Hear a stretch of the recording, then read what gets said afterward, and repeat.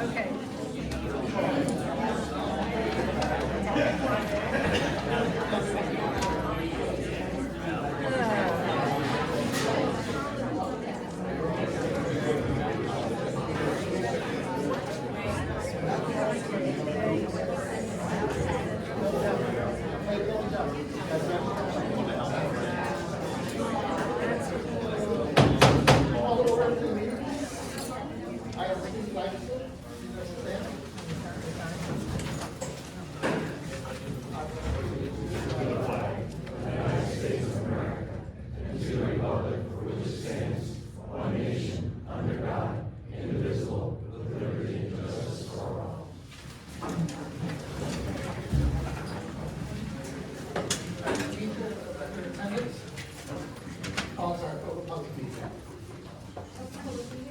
Notice of time and date for the meeting appeared in notice dated January 5th, 2024. The notice was sent to the Burlington County Times, the Courier Post, Pine Barrens Tribune, as well as Central Record newspaper as a legal notice, and Sunshine Notice in compliance with the Open Public Meetings Act. It was also posted on the bulletin board in the municipal building. Record attendance. Mr. Martin? Present. Mr. Spratt? Yes. Mr. Moore? Absent. Deputy Mayor McNaughton? Here. Mayor Hartman? Here. Department heads. Mr. Lee? Here. Mr. Burns? Present. Mr. Williams? Present. Before we open the public comment, I have to make an announcement. Recently, I'm getting more responsibilities at work. I'm having a hard time balancing doing the mayor and doing my work. So I would like to step aside and have someone else spend the time to be the mayor. I would like to actually recommend Mr. McNaughton to be the next mayor. I'm going to place him stepping aside. No, it's not. What we have to do, two things. So, you're stepping aside, but you were appointed by the committee. So the committee would have to accept you stepping down as mayor. And then you would have to the committee would have to open the floor to nominate. All right? So I would assume there's a motion on the floor by the mayor to step down as mayor, remain a committee person? Yes. Okay? Okay. That's 5 seconds. Roll call? Before roll call, we have a discussion. You guys have microphones? Yeah, so Mark, I think that's very, very large for you to do something like that.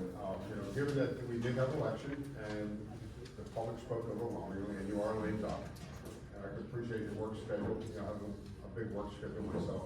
And it is, have been the mayor 3 years in the past. I understand the responsibility of that. And where we're going into the future, as you can see with this agenda, and with the dilemma of the road closed and the building and all, there's a lot of major decisions that are going to be taking place, and I respect it. Thank you. Thank you very much, sir. Thank you very much. Thank you. All right, so we get a roll call? Committeeman Martin? Yes. Committeeman Spratt? Yes. Committeeman Moore's absent. Deputy Mayor McNaughton? Yes. Mayor Hartman? Yes. No, it's not, no, you're not the mayor anymore. So now, the committee would have to entertain nominations for the position of mayor. I nominate Nolan Naughton. One second. Are there any other nominations for the position of mayor? Okay, Committeeman Martin? Yes. Committeeman Spratt? Yes. Mr. McNaughton? Yes. Mr. Hartman? Yes.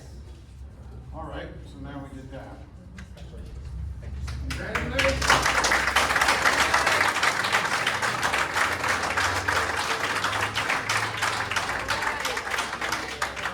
Here, here.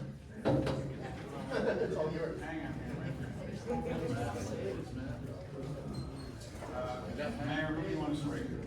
Oh, I need to. You can do it. I can. You can do it. I swear myself. All right, can you stand?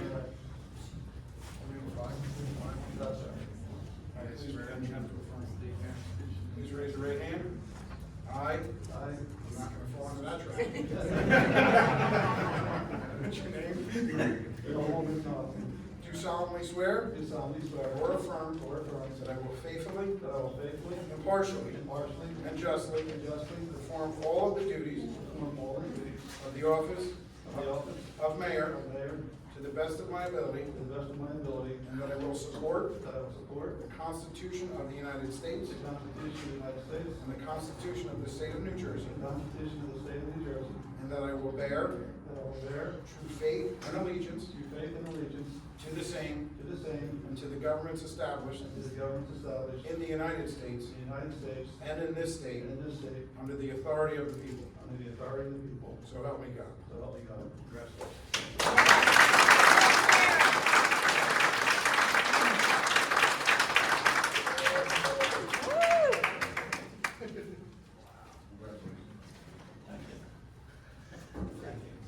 This is what democracy looks like. Okay. I guess it's my turn to say something. And the only thing I'm gonna say is. Deputy Mayor, I'm sorry, yes. Well, you get to talk first. I was just gonna open up your talk. You know me, I'm a few words, I get right to it. All right, we'll accept nominations for, deputy mayor. I'll second it. Any other nominations? Roll call, please. Mr. Barton? Yes. Mr. Sprague? Yes. Mr. Hartley? Yes. Mayor McNulty? Yes. Everyone straight?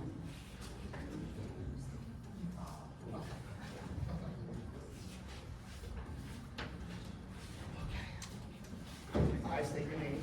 I, David Barton, Do solemnly swear solemnly swear that I will firmly, that I will firmly, impartially, unjustly perform impartially, and justly perform all duties of the office of deputy mayor all the duties of the office of deputy mayor to my best ability, to the best of my and ability, that I will support and that I will support the Constitution of the United States the Constitution of the United States and the Constitution of the State of New Jersey, and the Constitution of the State of New Jersey, and I'll bear true faith and I will true faith and allegiance to the same and allegiance to the same, and to the governments established and to the governments established in the United States in the United States and in this state and this state under the authority of the people. under the authority of the people.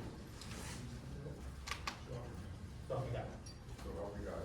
Congratulations.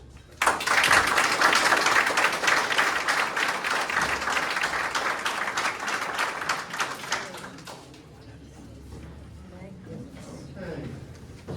With that, I'm going to, congratulations, Joe. I'm looking forward to serving with you. Looking forward to serving with all of you. Open to public comment. What we'll do is, you have your 4 minutes, and after that 4 minutes, I'm gonna try with the committee's gonna try to answer your questions. We're not gonna drag it out, we'll try to get to it quick. And if we don't have the answers, we'll try to get them. Okay? You rock, man.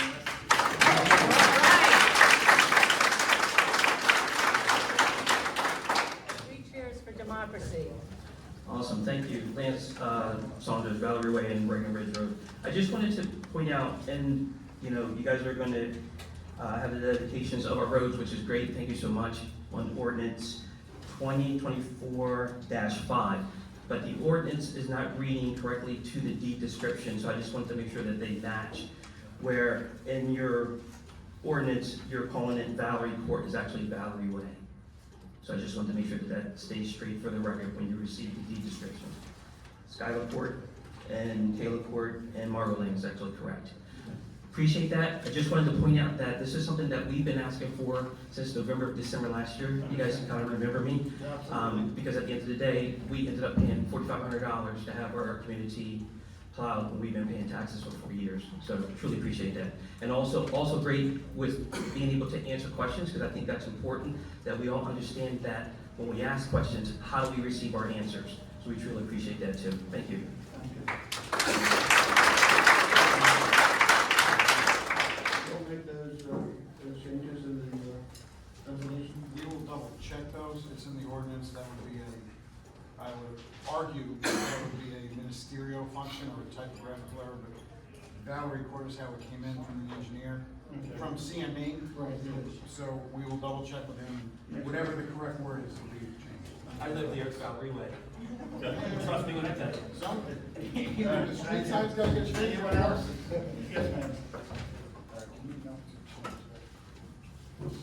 Hi, my name is Cindy Patty, and I live at 26 Gate Road. And we have a dead-end street with 3 tree circles. We were all shocked to find that we had 6 erected circle signs telling our street of 22 homes how to go around a circle. We've been living there for 40 years, and we've never had a traffic accident, nor have we had any. I called the Department of Transportation to ask, what is the criteria for a township to put up signs? And it's usually based on incidents that have happened. Also, they told me I could check with the state police, which I did, and we have no accidents reported. We navigate those circles for 40 years without any incidents. Evidently, one person on our street called in regards to an Amazon truck coming the wrong way around the circle, and a school bus was parked, and it caused, no accident, but alarm. So this one person called, and the next thing we know, there's 6 signs, one on each side of the circle. It's such an overkill. We live in a very rural community. We like it like that. We don't have street lights, we don't have sidewalks, we certainly don't need circle signs. The problem lies with Amazon. They're like cowboys. They come up and down not only our street, but many streets. And I believe the township's argument should be with Amazon and their drivers about why they're allowed to come to our town and drive carelessly. Christmas time, I had someone come down my driveway from Amazon and end up not even in my driveway, in the middle of my yard, because they couldn't navigate the driveway. And it took 6 hours for someone to come and tow the poor guy, out of there. But they're the problem, and why should we be punished when we're trying to keep a rural look? Most of our neighbors moved from areas like Mount Laurel that has signage for everything.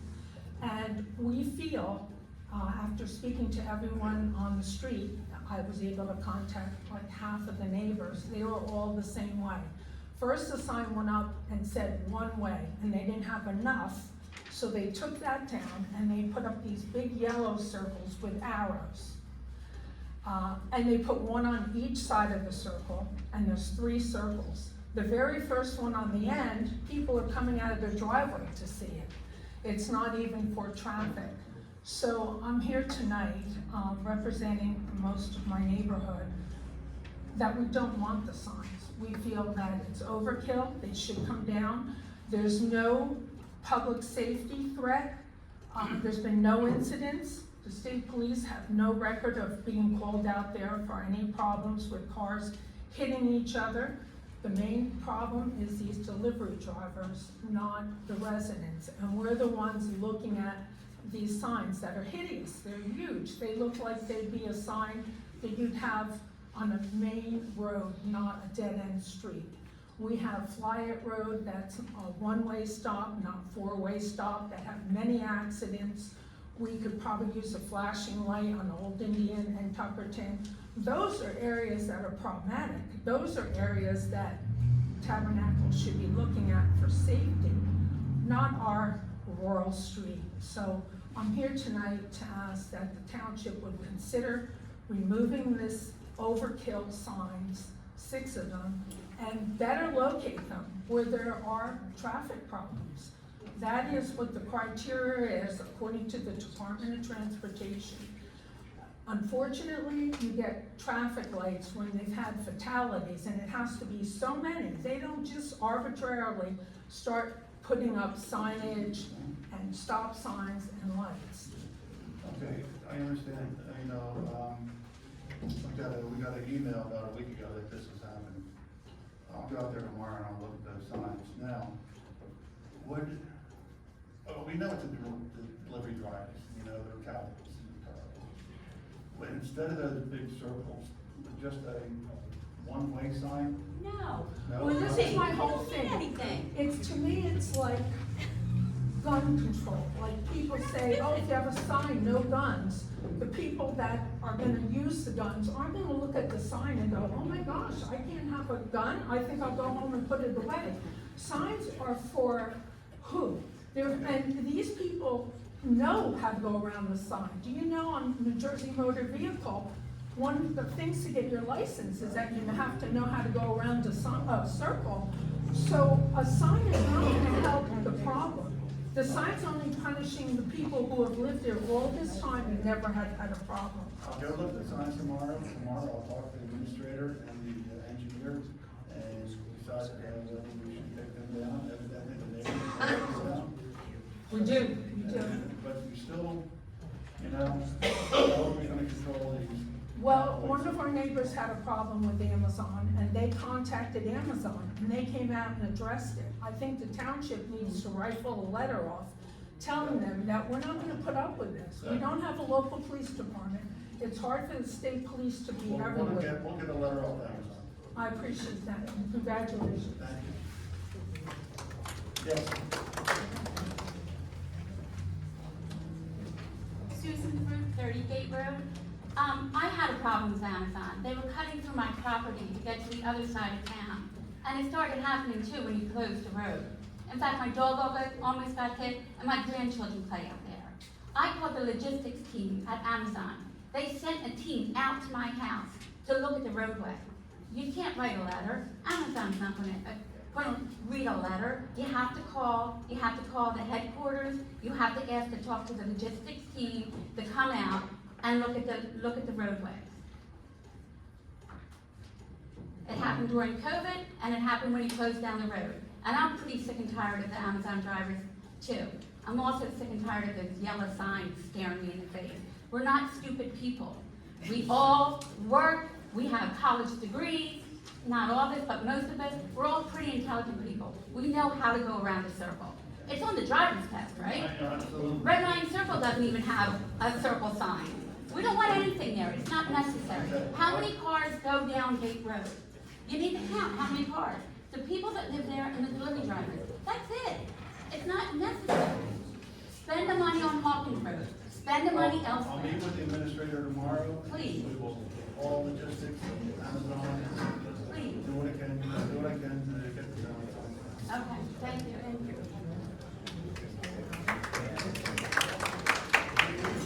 Anything else? Yes.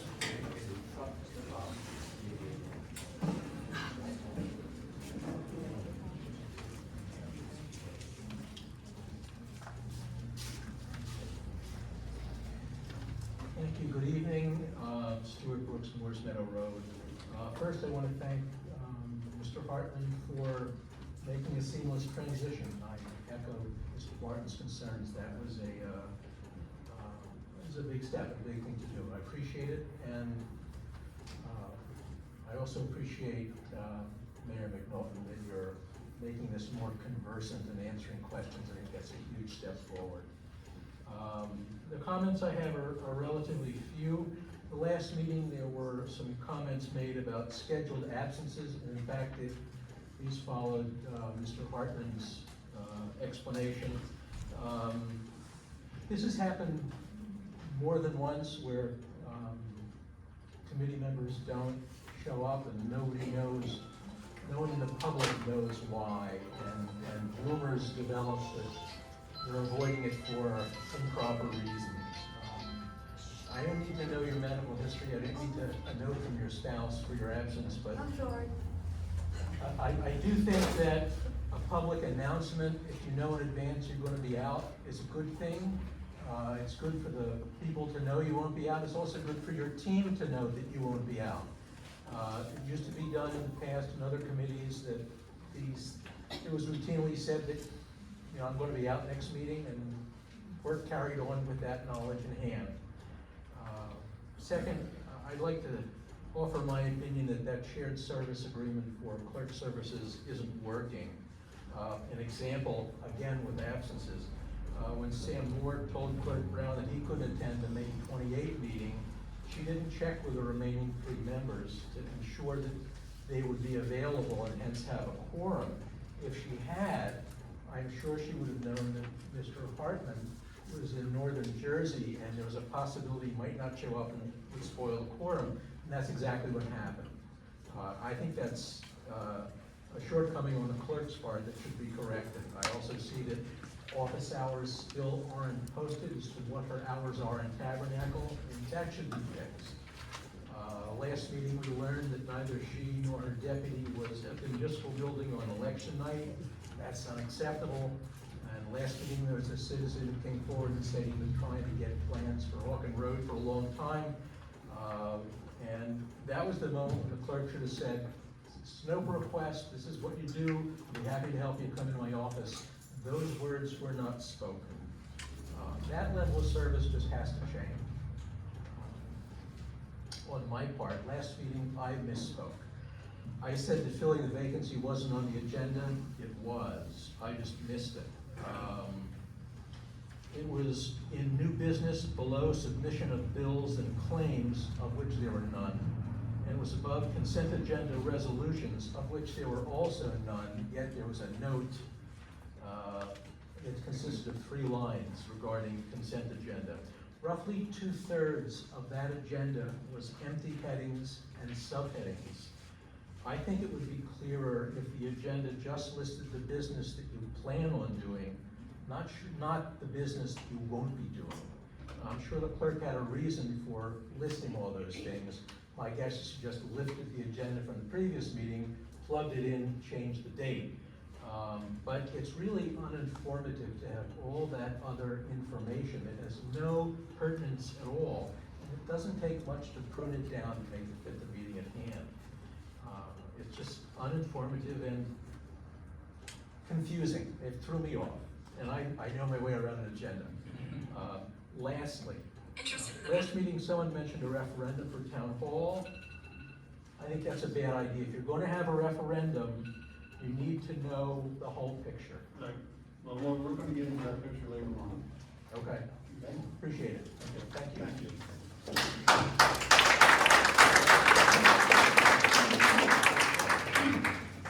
Yes,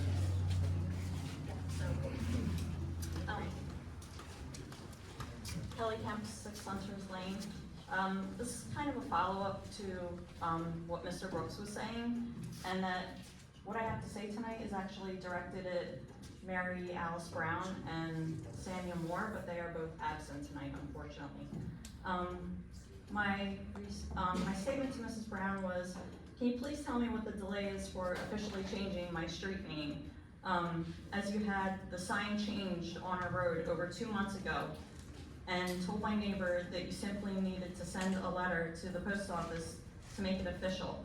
I'm just trying to find out if this is punishment because I've been outspoken on social media, and what is the delay? It's really causing more issues now that we have a street name that says Eaglesmere, yet officially we're still Hunters Lane, and there's still a Hunters Lane in Southampton. So, I'm sorry, so the post office hasn't been notified yet? Correct. And it's causing, now deliveries don't know where to go. They have no idea what's going on. My next statement was to Mr. Moore, basically, which is not here, but I will make it anyway. Mr. Moore, you said at the last meeting that you are a man of integrity. Are you willing to admit that you facilitated a situation that caused our town to get dragged through the mud? And then during your campaign, you and Mr. Hartman were so offended by my comments I made on social media, like the 2 of you are in imminent danger of collapsing like Town Hall, that you had 4 New Jersey State Police come to my home and threaten me, with a total of 10 officers that came to my house over 10 days. And that his wife created fake profiles to harass and intimidate residents to get them to see his side of the reasoning for Town Hall being demolished. My question to Mr. Moore and Mr. Hartman tonight was, are you both willing to stand up and apologize to almost 7,000 residents for what you've done to Tabernacle? Thank you.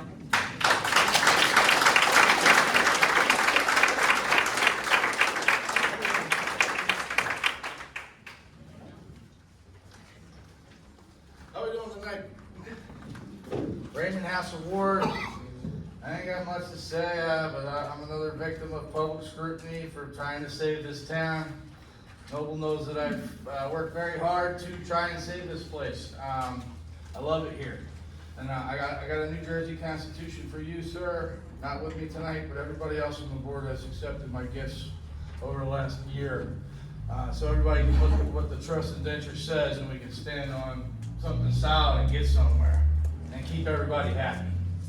As far as Miss Mary Alice Brown goes, we need to do something about this gentleman. She's got to go. You guys got the power to move this thing and get this conflict of interest resolved.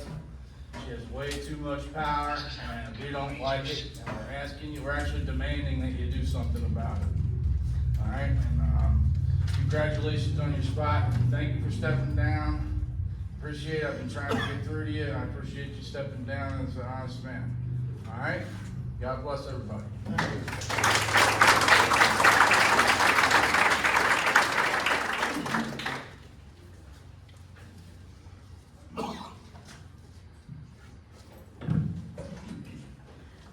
Fran Brooks, Moore's Meadow Road. Good evening, everybody. I had the opportunity to listen to the video, observe the actions of the last meeting. I'd like to address some issues from that and some other issues that weren't present at the meeting. I'd first like to speak to the road closure problem. This problem is totally due to Stone, Moore, Hartman, Attorney Burns, Boyd, likely Mary Alice Brown, and the engineers' highly questionable decision-making. These people should step up and take responsibility instead of blaming the plaintiffs who filed a lawful complaint to stop the demolition of historic town hall. In fact, Mr. Burns's bills, and I would hope that the committee would look at those invoices, show that he was intimately involved in county discussions regarding the road closure. You can't cover up your role, Mr. Burns, in the decision to close the road, which appeared in the video of the last meeting. In addition, Attorney Burns's motion for reconsideration to the court after the judge issued his order was an obstruction and unnecessarily prolonged for weeks, fulfilling the judge's order to select an independent structural engineer. In fact, Mr. Burns, I looked at your papers, and you had nothing in those papers from the motion for reconsideration that weren't already in the papers that you originally submitted. So it's all repetitious, and we know that the judge was highly offended by it and really PO'd about it. Your decision, Mr. Burns, to file the motion, was also highly questionable because the committee never announced the adoption of the motion for reconsideration after it came out of closed session, which would have been the proper thing to do. But back then we had Hartman, Moore, and Stone, who thought they were on top of the world and controlled all of the politics in Tabernacle. I'd like to know if you're a violator of the Open Public Meetings Act. The new committee should closely examine and question Mr. Burns's bills before you approve them. It's very important. Mr. Burns is also charging more than $3,000 for legal work associated with Stewart's and my pro se complaint challenging the Moore and Hartman election petitions. The reason that our complaint was warranted was because in reviewing their petitions, it became totally clear that Mary Alice Brown had completed Mr. Moore's petition. In doing this, she violated her duties as an impartial election official. Her actions are likely unethical. Moreover, in the context of this unethical behavior, she didn't even complete Sammy Moore's petition forms correctly. In her legal certification, it was in a legal certification, she admitted that she completed Moore's petition and made mistakes. How embarrassing, not to speak of how unethical. Our challenge showed that Moore is totally unqualified for public office and should resign. He can't even fill out his own election petition. On top of it, Moore didn't even bother to correct all of the mistakes he made. His indifference to the election process is deeply offensive. Ms. Brown should pay Mr. Burns' charges of over $3,300, not Tabernacle taxpayers. The township committee should not pay his bill. Mrs. Brown is the cause of these costs, and if you look closely, I'm glad to give you all the papers and talk to you about the papers. It's time to make her accountable, and it's not her first mistake. And in the coming weeks, I'm gonna talk to you about the special charges, that special charge case that she caused because she doesn't know her clerks. Thank you.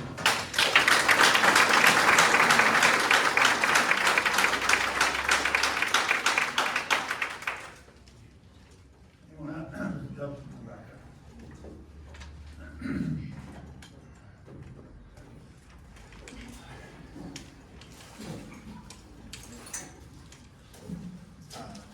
Benjamin Morris, 1431-206. Living up 206 with the blacktop done. We've been calling the New Jersey DOT to try and get some help. They didn't complete it as far as where the driveways connect to 206. And you can see it all up and down 206. Sometimes there's 2, 3, 4 inch gaps that they left, and just trying to see if I can get a little help getting them back out to complete that work. My driveway is actually chipping at the end where they didn't seal it, where I didn't have that problem prior to it. So, just want to see if I can. We can, we've been in contact, we're due in a couple of months to talk to them about speed limit. They wanted 6 months. But, I think in the meantime, we can try to contact them on that, whether they'll listen to us or not. A lot of times we, you know, for years we sent letters to them about Tabernacle Road and 206, that we need better turning lanes and turning signals. Falls on that area, so we try. Okay, I appreciate it. Thank you.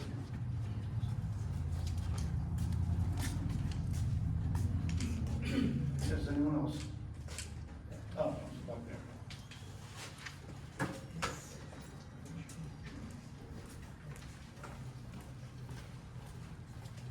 Leslie Schmidt, 220 Oak Shade Road. I'm actually wanting to speak about the Tabernacle OEM's note on Facebook about having people, young, new, and experienced drivers, to avoid Hawkins Road. And to those who live on Hawkins, I live on Oak Shade, I understand the increased traffic, so I'm not discrediting that. But you don't tell people to make a left onto 206 from a stop with people that are going 60 miles an hour. If experienced drivers can't do it with 100% confidence, there's not a high school kid out there that's gonna be able to do it. Not a bus, nothing. You really need to think very clearly about the danger you're actually increasing with the road closed and telling them to go down Carranza to make a left on the 206. That is a deplorable suggestion, not your greatest moment, OEM, and it really should be retracted, because that is a huge safety issue and a concern. Opening up the road's gonna resolve the issues about the increased traffic on Hawkins, and I know that's coming, but it's also something that everybody needs to be patient with, maybe remind about speed limits, because there's many who don't understand the speed limit importance. We deal with it on Oak Shade all the time. And we have car carriers now flying down the Echo, which is gonna be another subject that we're gonna get them to reroute, because they're not passing the Tabernacle store anywhere. The stuff on Hawkins Road, I would like to see some police out there, at least issuing warnings to begin with, you know? 'Cause sometimes these high school kids just need a lesson, and you almost hate to put a ticket on right away, but if they're gonna do it, I mean, we have to do something. And it's not just high school kids. I know, it's everybody. And It's the neighbors- everybody. The neighbors that live there are gonna get tickets It's- too, but. It's people who so live there too. I mean, it's like, everybody likes to point it to the high school kids, but it's really not. It's everybody. But it's a safety concern routing people to go to Hawkins or down Carranza and hanging a left on the 206 from a stop going into 50-mile-an-hour traffic. Because you can't gauge how fast someone's going, and if they don't go the speed limit on residential roads, you know they're not going the speed limit on 206. Okay, thank you very much. Thank you.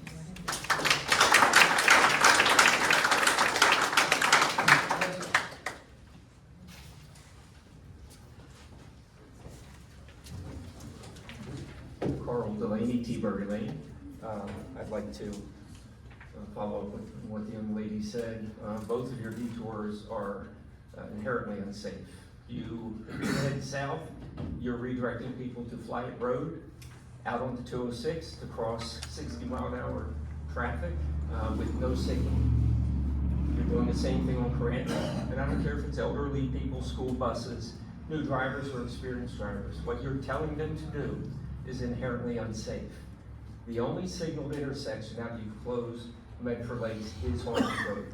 I will continue to use that, my family will, anyone that I advise will use that intersection. Mr. Barton, you spoke a lot about the confusing detours. I hope you continue to follow your own guidance and support removal of the closure and acknowledge that people will come down Hawkins Road because it is safe. And you will have that ridiculous detour sign that sends people north on Carranza, have that removed. So when they get to 206, they don't die when they make a left to try to stay ahead of the 60-mile-an-hour traffic, because you can only look one way at a time. When you're looking at the traffic coming south on 206, you're not seeing the people come out of that curve north. Dangerous, yes. Thank you. The other thing too is, going on Flyett Road. I don't know if it would work, but I thought about a detour, Old Indian Mills Road to Tuckerton. Have them come down, they'll see a detour, make a left on Old Indian Mills Road, come down to Tuckerton, make a right, there's a traffic light there. Right, there is a traffic light there. If you wanted to do that, that would be much more sane than Flyett Road straight ahead. Yeah. So that would improve the one direction. This other one, the deaths and destruction are gonna be on you, and the county. Thank you. Thank you.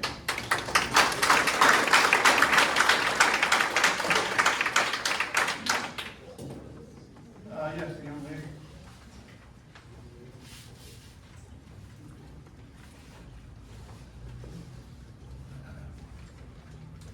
Hi, my name is Susan Malloy. I live on Lakeview Drive. I was just wondering, kind of a suggestion on Hawkins Road where families live, children live. I completely understand. I live right off of Hawkins Road, the speed. Residents really need to be aware of this and obey the speed limit. That goes to all of you. Do the 25. This is a suggestion of us not using it. And also, Seneca parking lot, other schools have those temporary speed bumps. Is that something we could look into doing to help the people who live on Hawkins Road to slow down?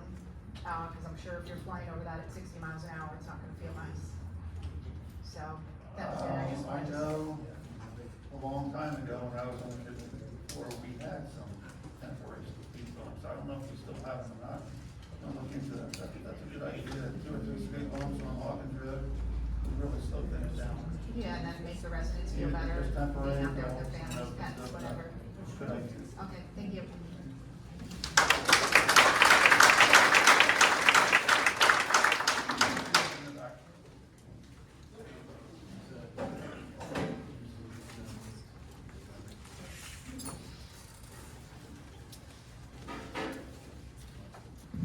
Brian Serafini at 100 Hawkins Road. I'm the one that started the whole shitstorm on Hawkins Road.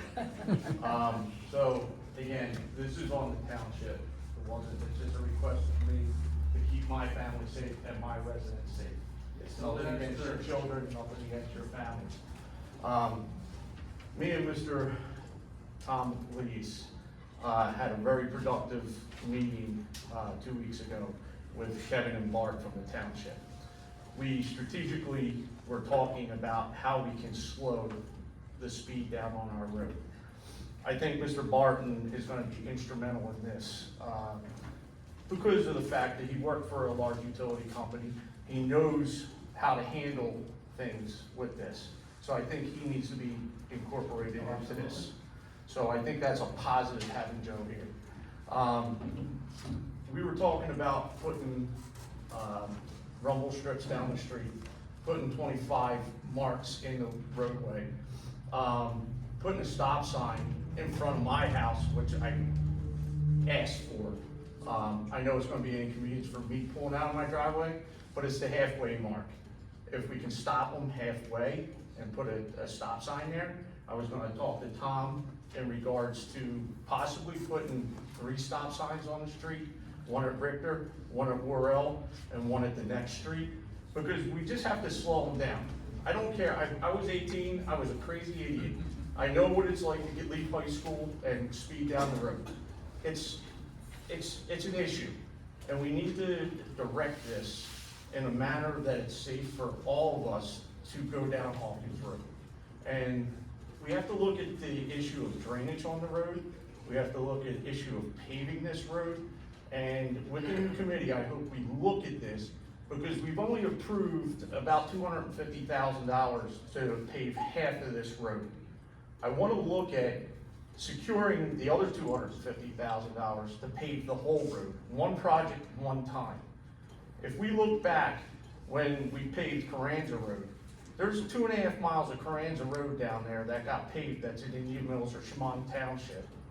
We paid taxpayers, I don't know if everybody knows this, but we paid $250,000 to pave that stretch of road for Mr. Moore to get to his house nice and smooth and everything else. And I'm sure Brooks is, you know, they made out as well because they live down there. All I'm asking for is the help to maintain this road, get our road back to where it needs to be, and make it safe for all of us. And we need to look at this, and Tom was very good and instrumental in talking to me and trying to calm me down about this, because I'm very passionate about this. We walk, I see the kids leaving high school and they're walking down the streets. I'd like Mr. Barton to take a look at the end of the intersection at Carranza and Hawkins. There's a pedestrian crosswalk sign with children on it with an arrow. We have no crosswalks there. We have no flashing lights there. Kids are running across the street. Somebody's gonna get hurt up there. One of our kids are gonna get killed up there. I don't understand why, if you're gonna have a crosswalk sign, there's no crosswalks in the road, no flashing lights in the road, something like that. I still have a question about what's going on with that high school. They're tearing out the tennis courts right now. Is the county gonna put a road there to intersect and come into our Hawkins Road? Not that I'm aware of. Okay, because I just heard it through the grapevine, that's all. You know, at Carranza Road, where Hawkins comes out, having that as a yield sign is probably one of the most dangerous. Oh, I agree 100%. Should be a stop sign. Yeah, absolutely, 100%. But the county decided they wanted a yield sign, because when you drive up there, you can't see the traffic coming. 100%. And then one last thing, and Tom's aware of this, I hope the township can get involved with drainage on this road, because the road is in such poor drainage. We'll be looking into it with Tom. Yes, because I just hope that you all can work together with Tom to get that taken care of. Thank you very much. I appreciate it. As far as stop signs are concerned, we have to deal with the state on that, as far as where you have the state guidelines, put them in. Is it something that when we do just an ordinance, Township Road, doesn't have that traffic. just north to 21st?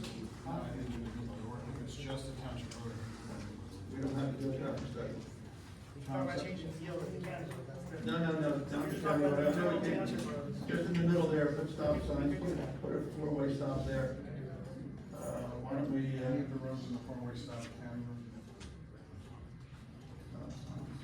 And as far as what the county's doing at the high school, we're not sure either.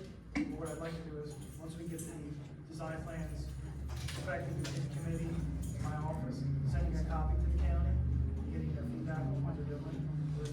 We're hearing things too, we've got no confirmation of what that exactly is.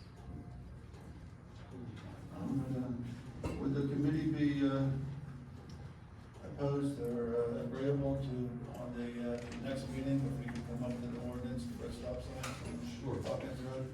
I think that's gonna make a big difference. There's also an ordinance regarding heavy truck traffic on certain streets in town.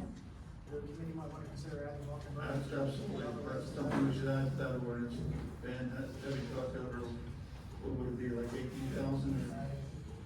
I don't want to hazard a guess, but I think there was an ordinance on the books. It just needs to be enacted. Okay, to include that street. Mr. McNaught, Yes. Mr. President, that same issue.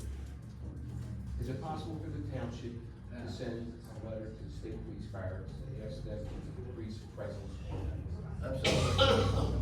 So we can go ahead and do that, somebody else can do that? Yeah. Also, I drove down that road tonight before I came because I wanted to see what was going on. Is it possible to put more of those flashing signs that's there? I believe they're around.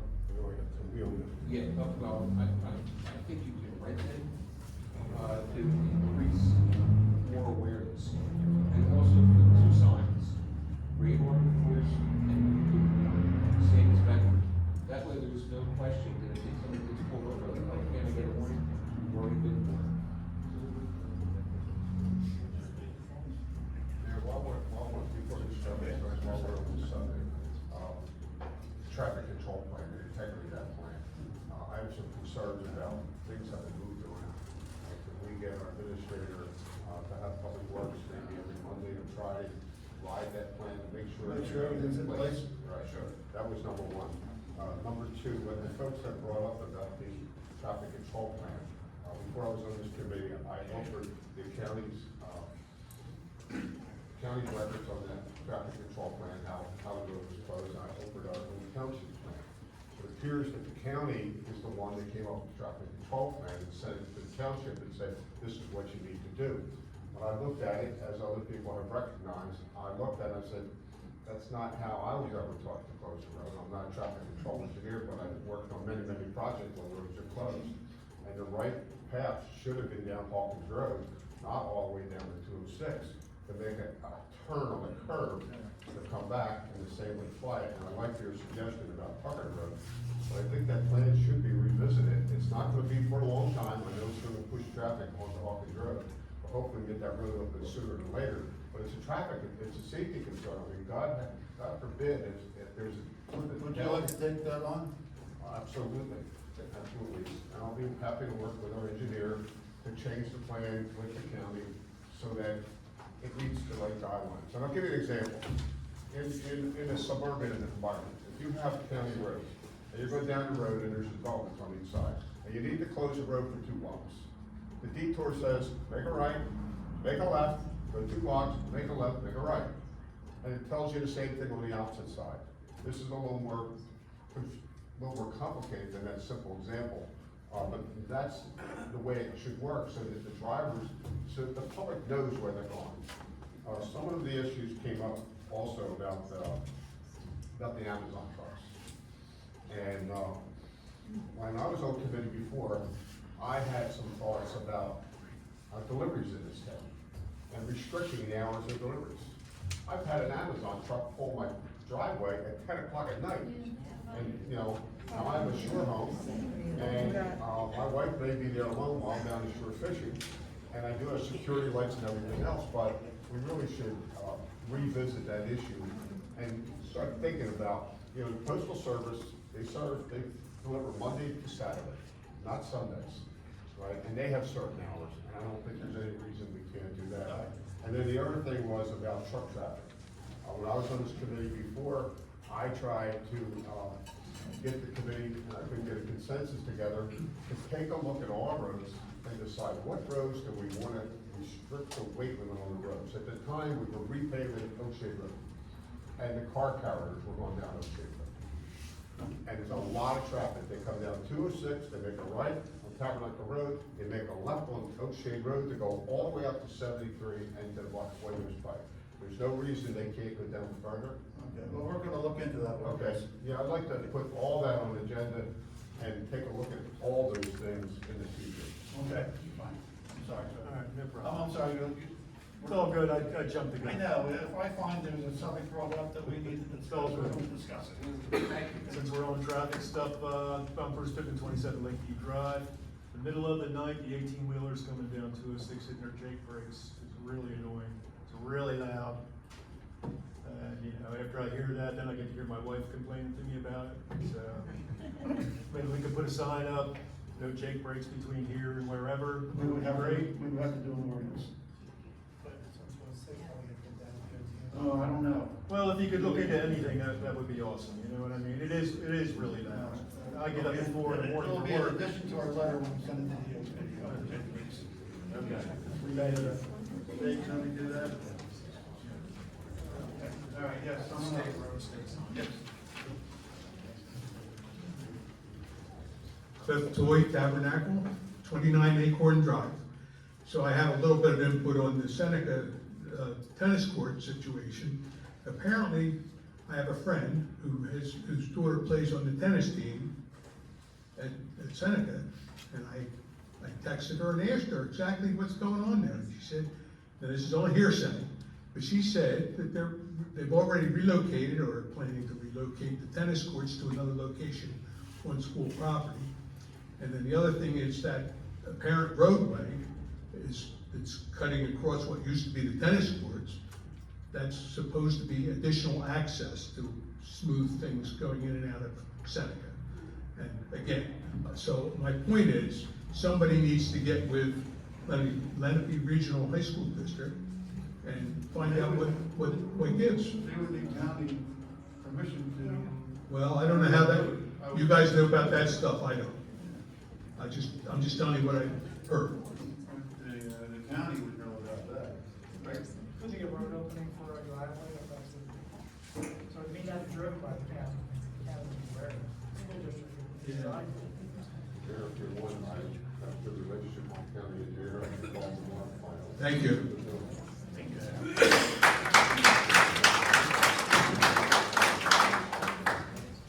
Yes, anyone else? Nice shirt.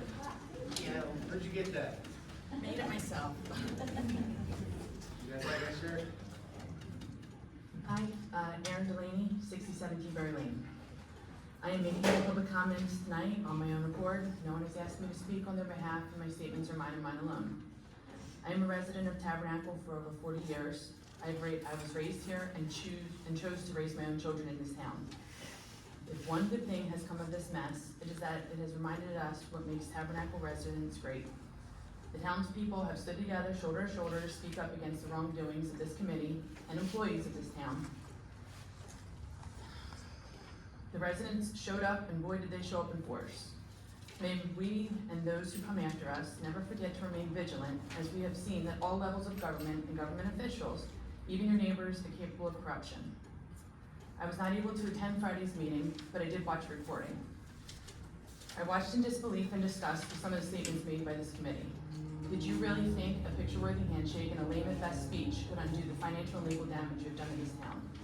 You broke the legs of this town, and now you expect us to thank you for giving us crutches. A genuine apology, explanation, and accepting accountability for the part you played in this would have gone a long way, but once again, you fell short. P.S. If you have to state numerous times that you're a man of integrity, you probably aren't, for your actions would speak for themselves. Sadly, in the last few months, I personally heard and witnessed residents being stalked, terrorized, and harassed, and bullied by current and former committee members and their spouses. These accusations have and will lead to thousands of dollars in legal costs, as well as the immense emotional damage that is being done to these residents and their families. These false accusations and actions have now included weaponizing the police against our townspeople, which, by the way, that precedent was set at these meetings, when you hired them and attempted to use them to intimidate or remove people who spoke up against you. I hope as a town we will now stand shoulder to shoulder with these residents who were brave enough to speak up for all of us in support and help them defend themselves. You could have learned a thing or two from those same residents you targeted, since they had the integrity, morals, and grit to speak up for the residents of the town when you failed to do so. Any of you who sit before us who didn't have the integrity to resign after you realized you were in over your head deserve every bit of public scrutiny you receive now. If you think one resignation rights this wrong, you are mistaken. As the public, we bear witness ourselves as you allowed and empowered the same committee member who was chosen and endorsed by you to degrade, humiliate, and terrorize the citizens of this town, while a few of you stood by starry-eyed like a bunch of horny dogs chasing a pigeon heat. You lacked morals to stop it yourselves and instead waited till she chose to remove herself. It was shameful to watch, but the shame belongs to you. It has become clearer and clearer to us now that as a town, you voted and made choices based on greed, ignorance, and your own lame egos. You sat behind that table like cowards with eyes averted and shaking hands as you banged a gavel to silence the very people you were elected to represent. You refused true transparency, refused to answer questions, and refused any explanations to the same people you call neighbors. I have no idea how or if this mess can be fixed, but I do know it won't be forgotten. I live by and have raised my 3 daughters on the saying, do no harm, but take no shit. While I clearly stated my name and address on public record, let it also be clearly stated on public record that I don't swing first, but I promise you I will hit back. So think long and hard before any of you choose to put a target on my back again, or attempt to weaponize any local law enforcement or court against me, my home, my business, or my business for my public statement tonight. In closing, let me remind a few of you to smile and wave on your way out, boys.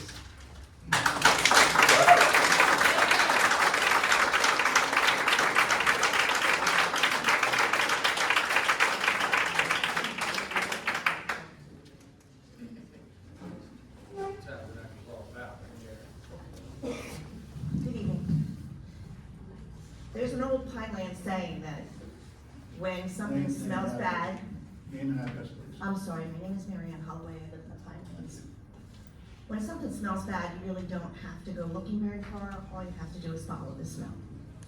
So, I'd like to know from the new members of council, and from you, Mr. McMahon, Pete, there is and I wanna get it right, and I can't open a file that I did. But, on page 31 of your, just bear with me. Page 31 of your final re-examination of the Tabernacle Master Plan. The top left corner has the page on it, and the bottom of the sheet says page 28. Around the Tabernacle Village, there's a paragraph about the once and the future projection of 200 new homes in that vicinity, as well as 400 new homes with Pinelands credits. There's also provisions in that master plan to allow the alternative septic systems and the new type of septic systems that allow higher densities and more purification of the water. So when I was reading this a little while ago, I stayed very quiet and went back and revisited it. And I'm asking a direct question, not an accusation, okay? When you wanted to rip down that hall, was there's a dilution module that's part of the Pinelands for how the septic goes, right? Did you need the septic capacity from the town hall and that building to be ripped down so you could use the amount of septic capacity for the new hall, and the new hall couldn't get built without it? No, not at all. Well, it doesn't make sense any other way, because the concept was being called the Village Green. And it was a concept of how it was going to be built around, and all of a sudden, the new town hall seemed like, and this is not an accusation, it's a question. It seems like it would be the cornerstone for the concept, and then everything would be built around it. So when that paragraph is there, and it's in plain sight, and most of the time when there's a motive, politically, or for other alternative reasons, normally it's in plain sight. So when I went looking, the first place I thought was the master plan. And one of the things that made me start thinking was, when the Red Lion Diner was being ripped down, the amount of volume for a super Wawa, for the amount of wastewater that's gonna come out of there in that location with those soil types, what type of septic system was gonna handle it? And how did that get passed? So I started thinking about the septics, and I'm going, there's something up. So my question is the new configuration of this town council going to revisit that master plan? And is the public going to get clarification on it? Are we going to pull this out of the shadows, or are we going to do it the way we did it in the past? The master plan is a plan. It's not Correct. something that's set in stone. Correct. It's a suggestion of where we want to go with the township. I would have to reread that section myself to familiarize myself with it. But, of course, I've never proposed tearing down the town hall. I want to say that. But, saying that, the new potential site is large enough that there's plenty of septic dilution on that site. Wasn't there wetlands involved that would have slowed it down? Now, if you take the wetlands out, there's plenty Still? of still plenty of acreage for them. And believe me, by having not that building there and not that septic system, would in no way affect what you can do on that other property. Well, we are still looking, and I'm gonna still look for the reason, but there is no other logical reason, and for the amount of effort, for the quickness that was put into there, and to rip this down, there's another reason. I know, but I don't agree with that, so. Well, I mean, I respect it, that's why I I'm asked not the question disagreeing and with didn't you. make the I'm disagreeing with accusations. what happened. Right. One other question that I have, and I think that I'm trying to be. I'm sorry, the time passed. Oh, I'm sorry. Okay. I thank very you, much. respect, I thank appreciate you. it.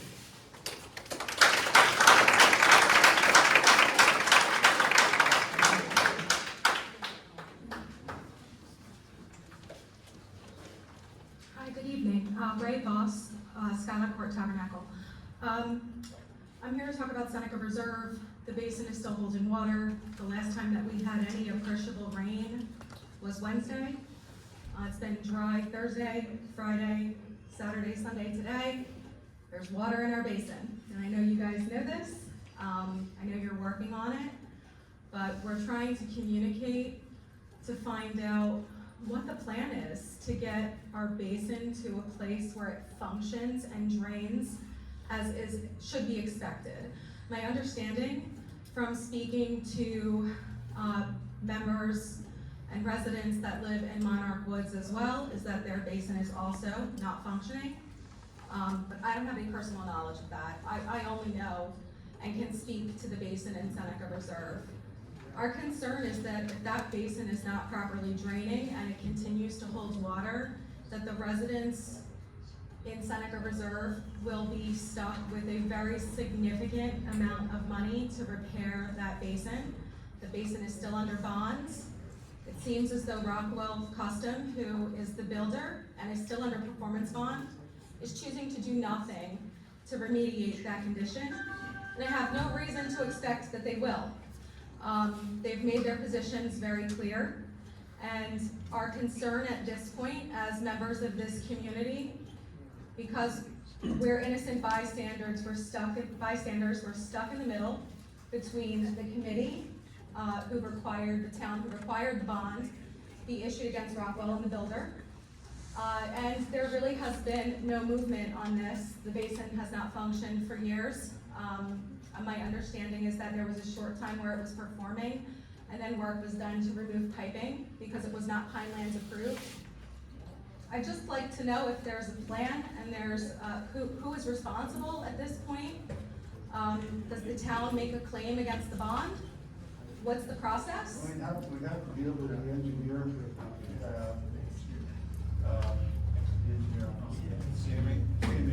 CME, we'll have to contact CME and see if we have to deal with that engineer. This engineer is not involved in that process. I know he's kind of intermediary. And Mr. Mayor, forgive me, because that was always my understanding as well. However, there are some residents in our community that were under the impression at the last meeting that Pannoni, that the township engineers were going to take over the basin evaluation. If I'm incorrect in that, because I did not hear that. I have not heard anything about that. Okay, so it would still be. Meetings ago, it was mentioned in the agenda 4 meetings ago that they were going to be helping out the town with that. So what happened is not taking over. There was a disagreement initially between CME's recommendation as well as the developer's recommendation. CME was on the side, I don't want to say on the side, CME initially thought the basins were functioning properly. The residents did come to a meeting, not just a few meetings ago. Yes. Came to a whole bunch of meetings about it. In that regard, I believe this engineer was directed to go out. He did go out. He then consulted with CME, and they came to the decision that the basins were not functioning as well as they should. At this point, I believe CME, is that correct? Yes, we had discussions with developers attorney. And their CME is putting together a more detailed proposal of what, it is my understanding, I could be wrong. They're putting a detailed proposal of what they believe needs to be done by the developer to fix it. I will follow up, or Tom can follow up if so directed by the committee. Okay, thank you very much, and we can follow up as well, with you all in the next week or two to get some information. Okay, fine. Thank you, I appreciate it, have a good night. Thank you.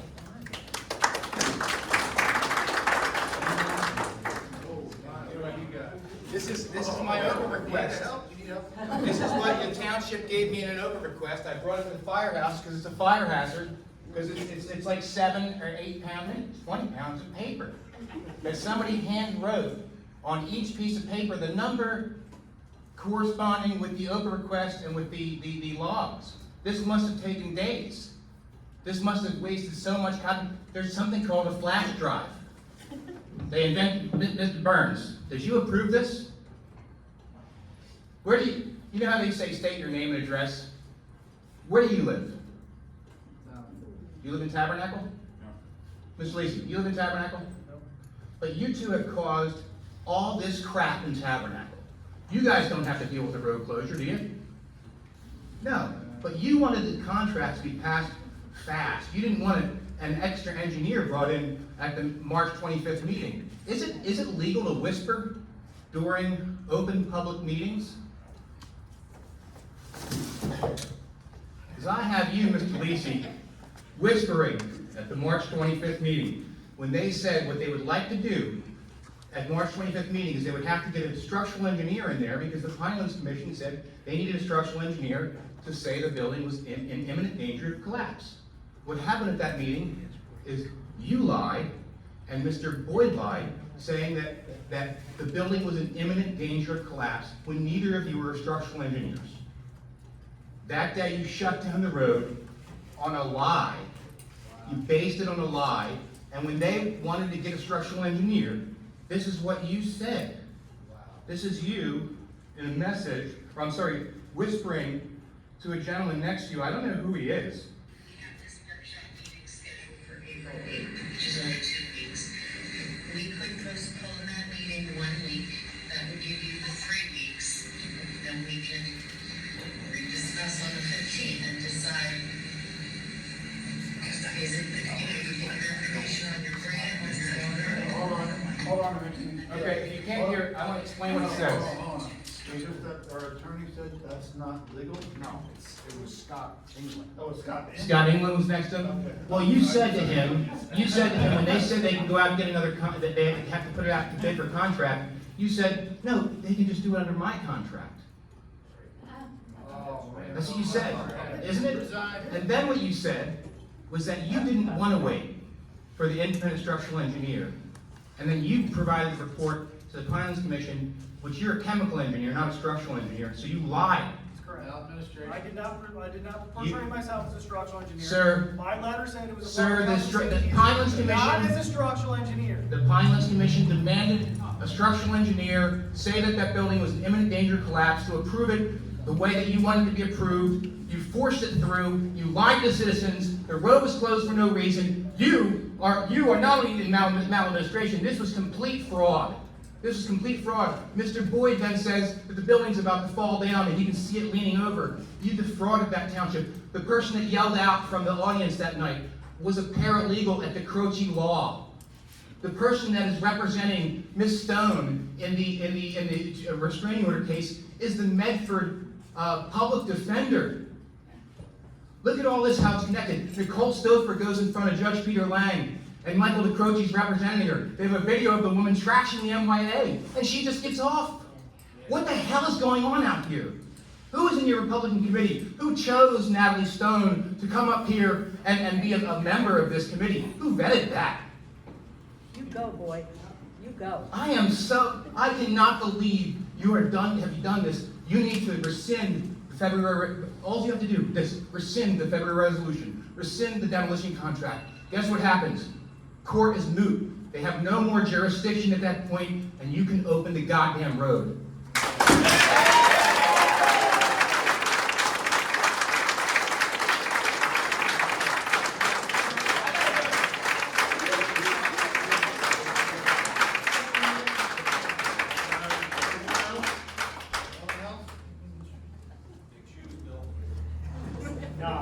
not even come close.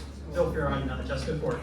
There's an agenda item about the RFP being for a structural engineer to assess the building and also for a contractor to make the repair. You can't make that one RFP. The contractor needs to know the scope. This is what was discussed at the meeting on Friday. That you put out one RFP for the investigation and the repair. You can't do that. The contractor can't price the repair until the engineer. I just want to make sure. That's from the engineer. Okay. Right. Two separate RFPs. Right. Okay.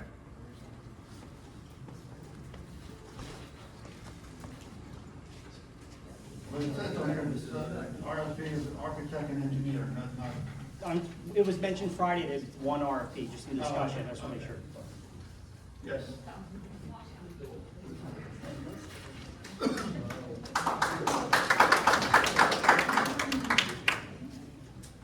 Kim Ware, Carranza Road. I am here today again to ask some questions to gain a better understanding of how to get the road reopened as soon as possible. If the committee decides today to reverse the demolition, can the litigation go away and ultimately allow the road to be reopened? That's for you, Mr. Burns, yes or no?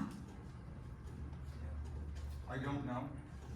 Okay. If the committee passes a if a committee passes a resolution rescinding the demolition of Old Town Hall, the plaintiffs would then have to agree that the litigation is moot and rescinded.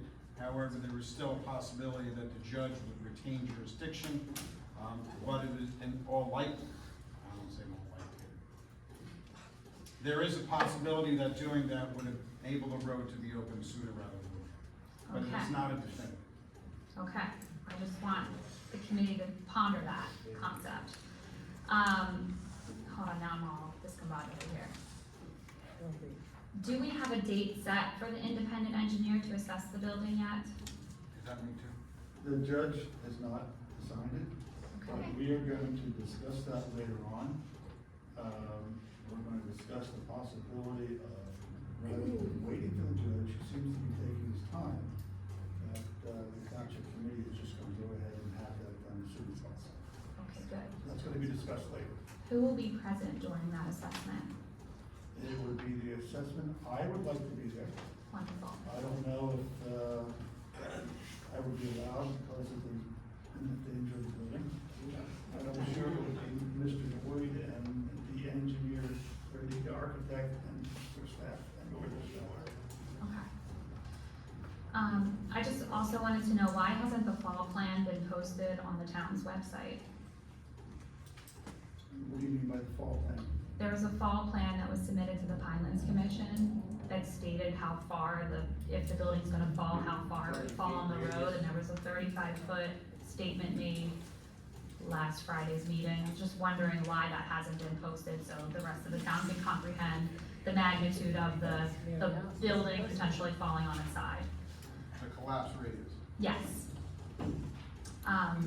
And then after the independent engineer inspection, if the building is deemed not at risk for imminent collapse, what will the committee's response be to those professionals that claimed it was?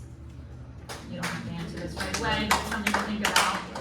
I'll answer it. If the engineer comes back and say it's not imminent danger, but you have to do this, you have to shore this up or do that, and, hopefully that this committee would do that, and then we would ignore what happened in the past and just move forward. Okay.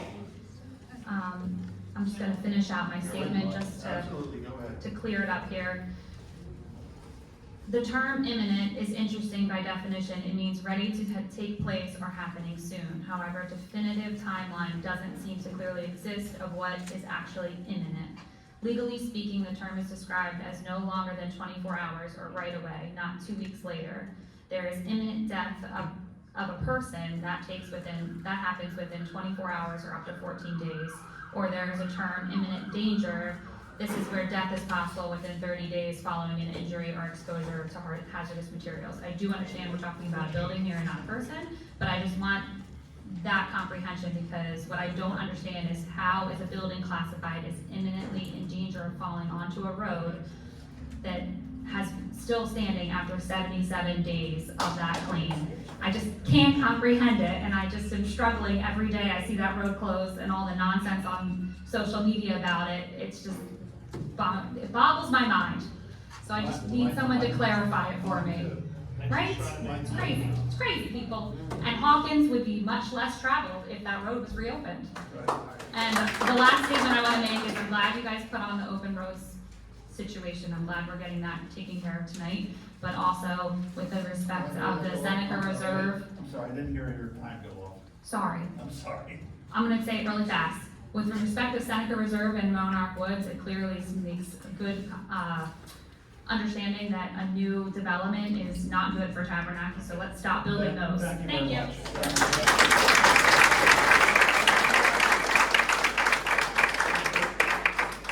Public emergency happening right now. I just got a call. There's been an accident at Carranza in 206.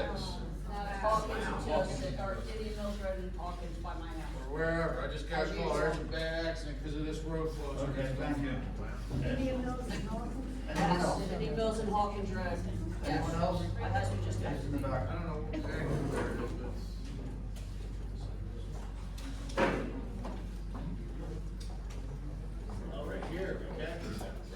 Good evening.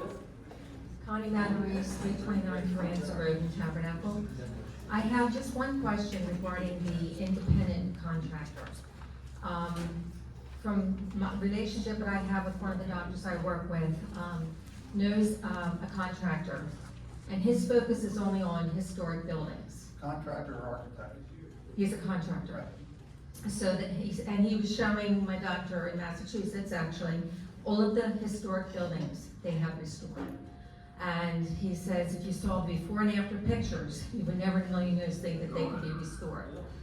So when you talk about an independent contractor, that's what we're dealing with, correct? That's what we're Well, looking first we have to hire an architect. Okay. That deals strictly with historic. And that's your goal, is, Yeah. okay. Well, architect and.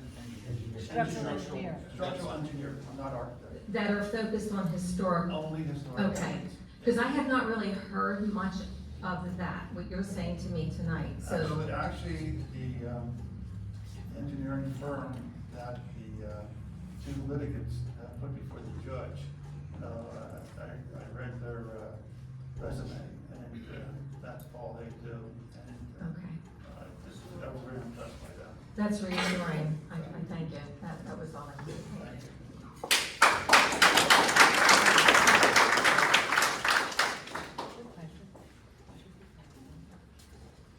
Good evening, Mark Lemire, 32 Washington Way. Actually, I'm going to stand here in three capacities, and I'll make this quick, but I think it's important. I was actually going to save some of this to the recreation report later, but I'm just going to jump to it right now. First of all, just want to let everybody know, obviously, we had a successful Memorial Day parade.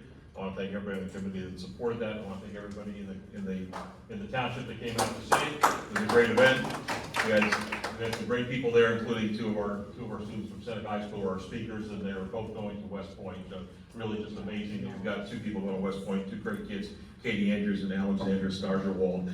So again, thanks for everybody that supported that. Come out next year. We have between 400 and 500 people at that event. We flew with drones, so we're editing the drone footage right now, but to think about, we have 400 or 500 people on a Saturday morning on a holiday weekend, which is amazing.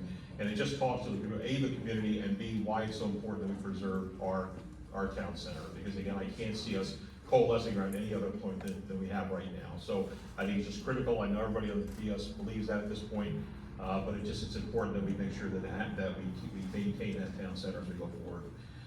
My second capacity is as municipal chair in town. Everybody has voted. Thank you for voting. Obviously, we realize how important voting is. Everybody that participated. A couple of things. We have new voting machines for anybody who didn't vote. We have new voting machines, and one of the downsides to them are the time to vote is considerably longer than it has been in the past. We're in a presidential year. Even though we had a relatively good turnout for the primary, we are going to have an extraordinary turnout for the fall. I will tell you that I believe the parking and the situation around at least the EMS building is not going to be adequate to handle that, because again, it's taking 2 minutes to vote, it's taking 10 minutes to vote. So we are going to have a problem there. So someone's got to make a note of that. Somehow we have to make sure we got traffic control under control for November. So just put that in your thinking. And the third capacity is a citizen. First of all, thank you, Mark, for passing the gavel. I think this is really the way it's supposed to happen. I appreciate everybody's efforts on the board here. I appreciate everybody turning the page on what's happened in the last year or so and moving on. So again, thanks for all your efforts. I know it's gonna be a lot of tough, heavy lift in the next few months, but I know we got the team for it. So thanks for all your efforts, okay? Thanks. Thank you.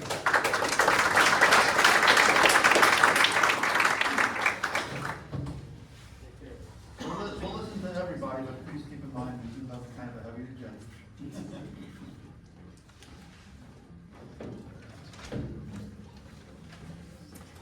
Good evening, Mayor and Council. My name is Jason Howell. I work for Pinelands Preservation Alliance. We have dozens of members in Tabernacle and a very long history here. I'm speaking tonight on Resolution 24-71. And the first thing I want to say is why the Park Service wanted to embark on a public input process to create a new, up-to-date, and clear map of Wharton State Forest. The reason is the last map that was officially done by the State Forest was in 1966.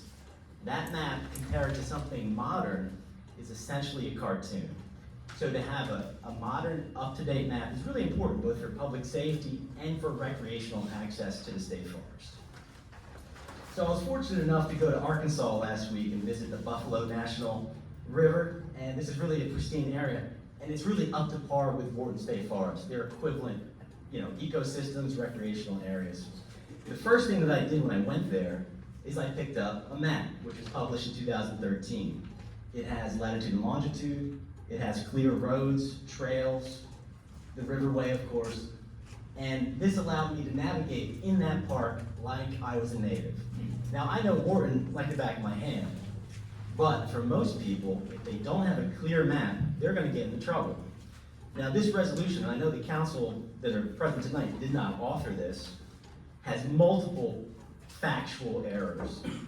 Mainly, this is urging the committee to pressure the DEP, the Park Service, to adopt a Pinelands Commission historic documentation of what was historically done, including on private property.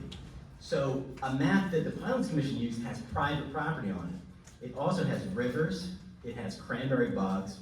So essentially, this is urging the Park Service to adopt a map that would send the public into private property, into rivers, into cranberry bogs, and other areas that are completely impassable by motor vehicle. I think that would be a mistake. There's currently a public process going forward where thousands of public comments were accepted by the DEP and the Park Service, and they're being considered. I believe the committee should respect that public process and allow the public's voice to be heard. That's my opinion. I thank you for consideration, and have a great night. Thank you. Scrap the map. Anyone else? One, yes, sir.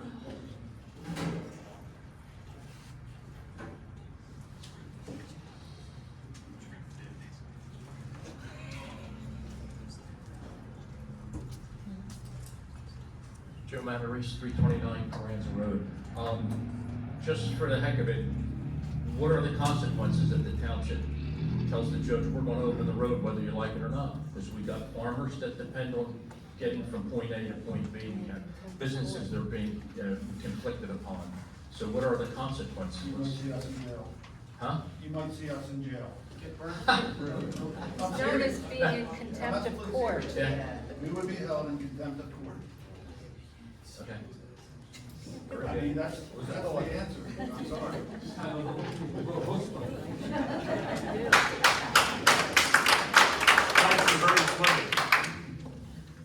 Yes, anyone else? Seeing none, I'm going to close public and we're going to get moving with the meeting here. All right, start with the approval of minutes, March 25th, 2024, regular meeting. Someone make a motion? I'll make a motion. Second? Second? Johnson. Roll call? Commissioner Scott? Yes. Commissioner Hartman? Yes. Deputy Mayor Deputy Mayor Barton? Mayor McDonald? Yes. March 25th, 2024, executive session.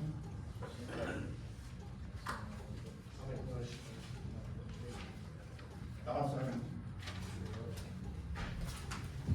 Roll call. Committeeman Spratt? Yes. Committeeman Hartman? Yes. Deputy Mayor Barton? Abstain. Mayor McDonald? Yes. Okay, April 8th, 2024, workshop meeting.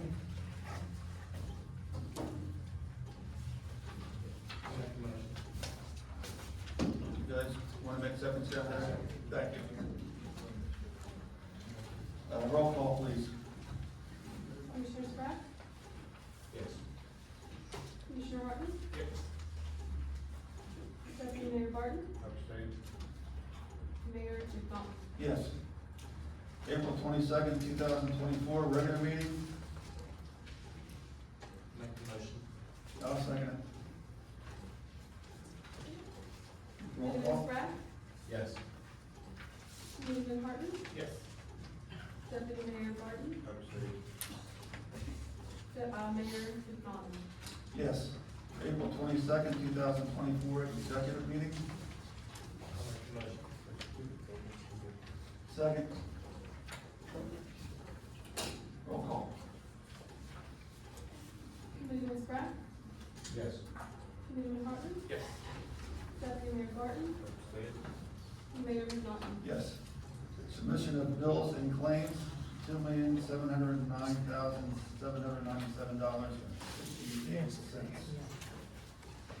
I'll make the motion. Second. Roll call.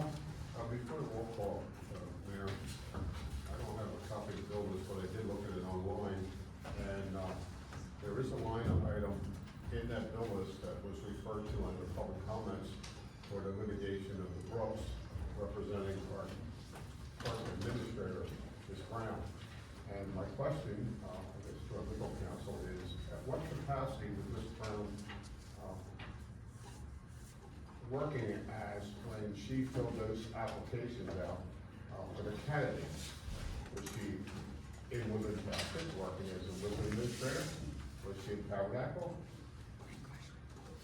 working as the Tabernacle administrator, or was she doing it as a private citizen? And she's not here tonight to answer that, and if it can't be answered, I would say we set that bill aside so we can get the answers to those questions, so we can determine who's really responsible for that representation, the legal representation. Yes. Is that a motion? I make that motion that line item, I think it's on page 8, I don't have it with me, but that one item for Mr. Burns' invoice to represent. I'll second it. Okay, roll call.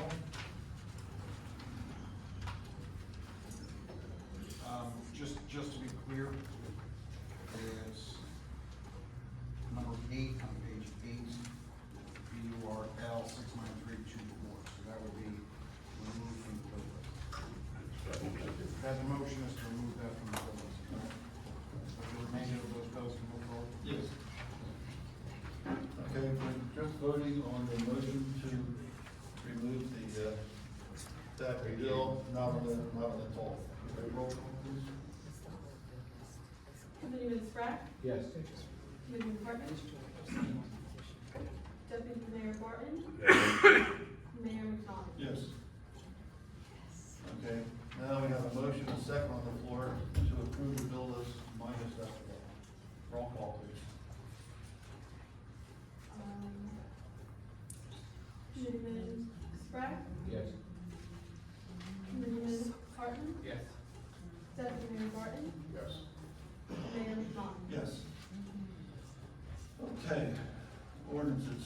Ordinance 2024-2, the tree removal ordinance. We went over this quite a bit, a month ago.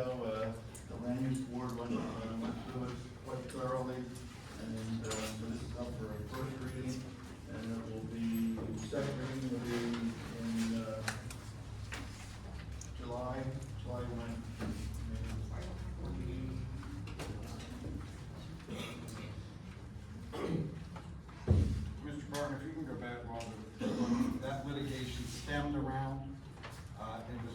challenge to the validity of the applications based on the clerk certifying the applications. So in that technical regard, it was because it was brought against the clerk, since she's the one that certified the application was appropriate. That's who that litigation was against. Yeah, my question isn't the certification, which is her responsibility, but her physically filling out the application for the candidates. Yeah, the challenge that was brought was that the petitions that were filed were not duly filed under the law. And that the township defended that action, that they weren't, because the clerk certified it. That's what the action was about. There was an occasion that Ms. Brown was sitting in Woodland when I think one of the petitions was filed, but that was the underlying matter. Okay, so if I understand you correctly, Mr. Burns, the litigation was for the certification, which was wrong because it was the wrong date. No, it was over her, the challenge was over her certifying that the petitions were within the context of the law. Okay. That's what the challenge was. There was underlying allegations in it that she filled out some of the applications, that the signatures weren't appropriate, all those things. But the underlying litigation was challenging the validity of the petitions that were filed. Okay, thank you. Pre-removal orders, do you have a motion for, first reading? Second. Mr. Spread. Roll call. We didn't get the date for the second. July 22nd. July 22nd. Okay. Committeeman Spratt? Yes. Committeeman Hartman? Yes. Deputy Mayor Barton? Abstain. Mayor McDonald? Yes.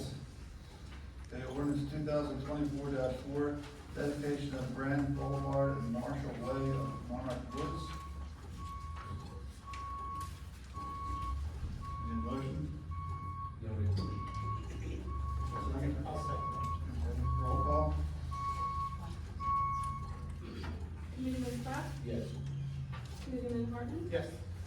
Deputy Mayor Barton? Abstain. Mayor McDonald? Yes.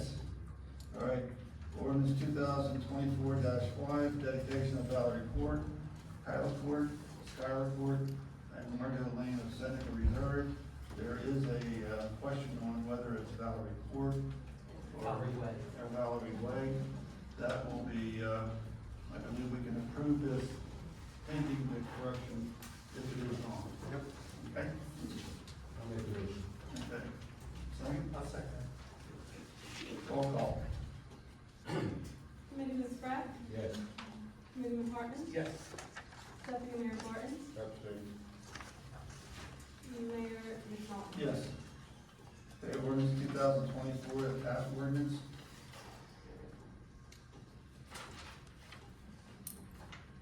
Want to make a motion? I'll make the motion. I'll second. Roll call. Committeeman Spratt? Yes.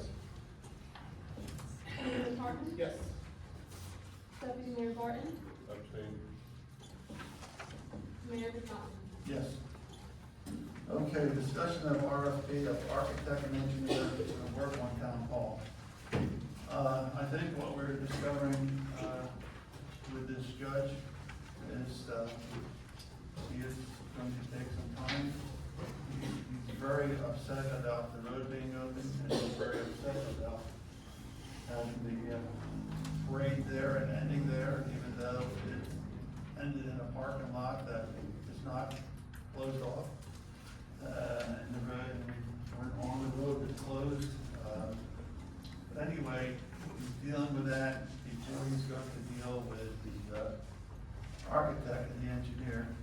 I think it's extremely important that we get an architect, engineer, structural engineer in there ASAP.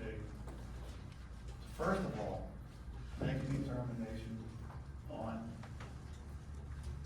the state of the building, where they feel it's gonna collapse.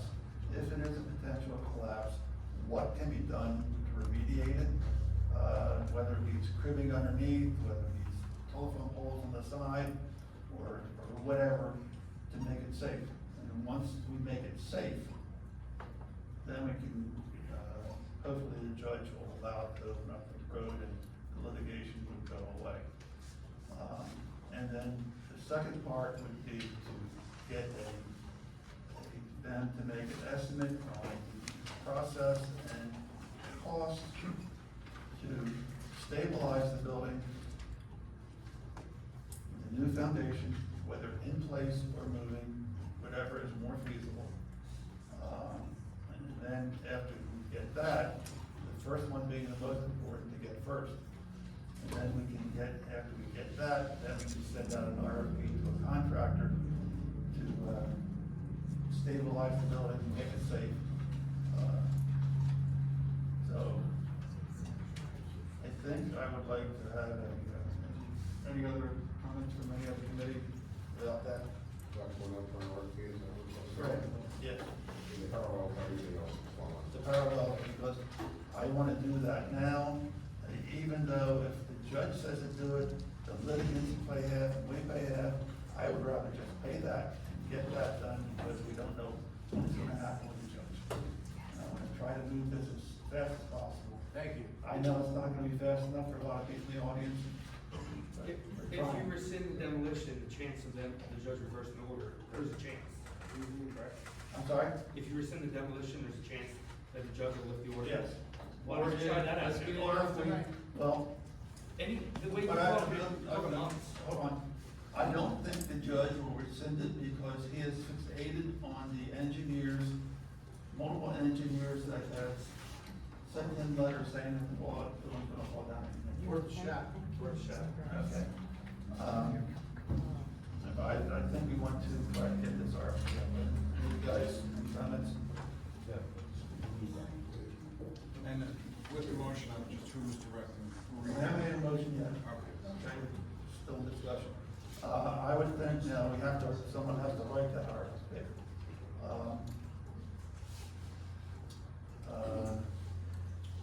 With Mr. Boyd? With myself? Yes.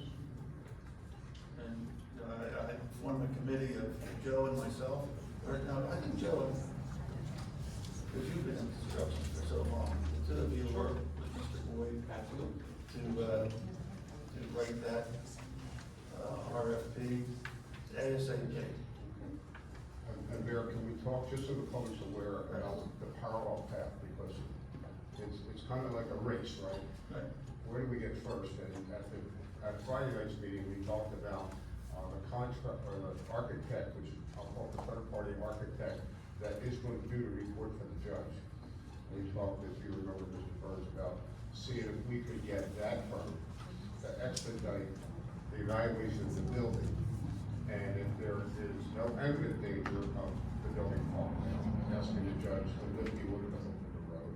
If there is some degree of danger for whatever they decide, and we don't know because they're the experts, right? They're the third-party experts. And if that happens, then in parallel with that, to get a scope of work from them, what it would take for what we want to do to go out to bid. So the public understands we're going down two paths, that's why I say parallel paths. We're gonna get a structural engineer that this committee's gonna hire, and we're gonna expedite that as fast as we can, and we're gonna ask the judge to allow the architect, that is gonna report to him to basically do the same thing. So whichever one gets us there fastest would expedite getting the road open. Does that make sense? Did I characterize that right? Yes. Okay, so do we want to form a motion to have a subcommittee, John Bill, to work with Mr. Boyd to write an RFP, analyze the building, determine whether the building is going to eminently in danger of falling, and if it is, what it's going to take to shore it up. What's covered? So we're gonna advertise this out to bid. We're gonna advertise it out to bid. I have some of the language that I have in the proposed order that was sent to Mr. Littleton that I can share with the committee. Okay. What's the minimum time we can put this out for? This is out of necessity, it's 10 days. 10 days? Okay. All right. Okay. necessity. May I have just one question? Quick question. I'm not understanding Mr. Boyd's involvement after he created all this and the possible fraud that was just brought up. Yes. Why would you revert this back to Mr. Boyd? Boyd's gotta go. I just don't understand. And it's a legitimate question. Well, You're gonna do question. two parallel paths. Okay, fine, thank you very much. What do you feel? I'm comfortable. Is that a necessity? Yeah, I think both of us have whatever knowledge to afford know where they are. And our charge here, Mayor, is he's not involved with the landing building, he's just helping us get a proposal, advertise in the paper, that can come back to the committee to review. Correct. Mr. Boyd is not gonna do anything to analyze the building anymore. We're just looking for the correct language. Okay? Are you talking All right, about we a have- structure engineer or an architect? I'm sorry? Are you talking about a structure engineer or an architect that he's gonna be part of? No, he's not gonna be part of it. I believe hopefully we're looking to get a proposal from the firm that. Well, we're looking, like Tom said, we don't wanna put that up. No. We wanna, we're looking to get it. We want the best architect, historical architect, engineer we can find. Yes. But you can't go outside the scope of the lawsuit, and that would be involving Mr. Boyd. That's not what the judge ordered. I'm sorry, what did you just? That's not what the judge ordered. He did not order for it to be done that way. You're going outside the scope of his order. We're doing this on our own, we're not Okay. doing this, that's part of the Okay. order. Whatever's happening in that lawsuit is still Okay. happening. Okay. This is. Well, this the is lawsuit would different. go away if you guys rescind to demolish the building and refer it back to the February report. And then And you that's could have true, your but road open. I guarantee that judge will open the road for that. He might not, but it's a faster chance of getting it done. All right, thank you. All right, we have a motion on the floor. Thank you very much. We have a motion. Do you have it in? I'm sorry? Who motioned it? Joe? I make a motion. And Joe seconded, I believe. But it's a firm that has both a structural engineer and an architect who specializes in preserving historic buildings. Strictly historic buildings. They have to have both professions. Okay, roll call. Committeeman Spratt? Yes. Committeeman Harden? Yes. Deputy Mayor Martin? Yes. Mayor McNaughton? Yes. Okay, consent agenda, I am going to pull the, I don't think I need a motion, I need a motion to pull the, introduction of 2022 budget off the consent agenda. So we'll do the consent agenda first without that, item, that was resolution 2024-69.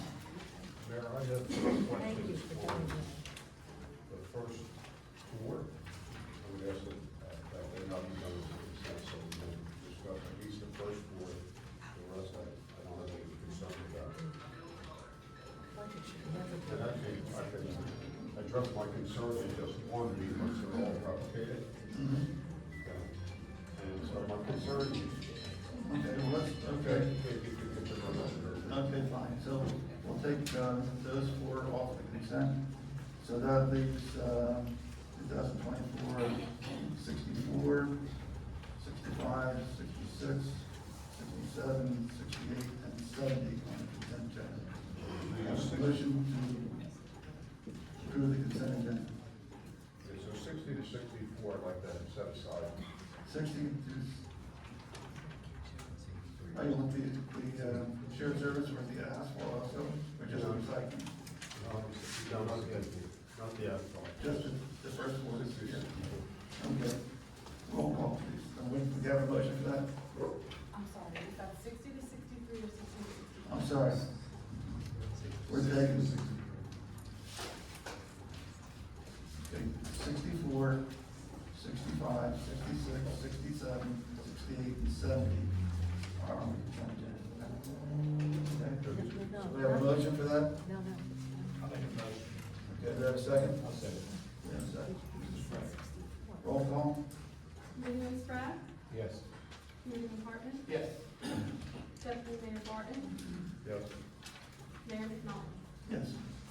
Okay, Joe, you want to talk about 2024-69 2024, 60, 61, 62, and 63. Yes, sir, they're all similar, and I am in favor of shared services.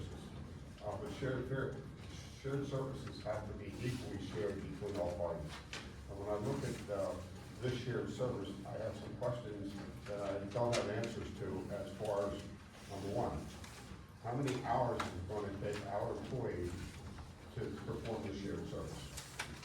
What is that employee's living rate, including benefits, vacation, and pension?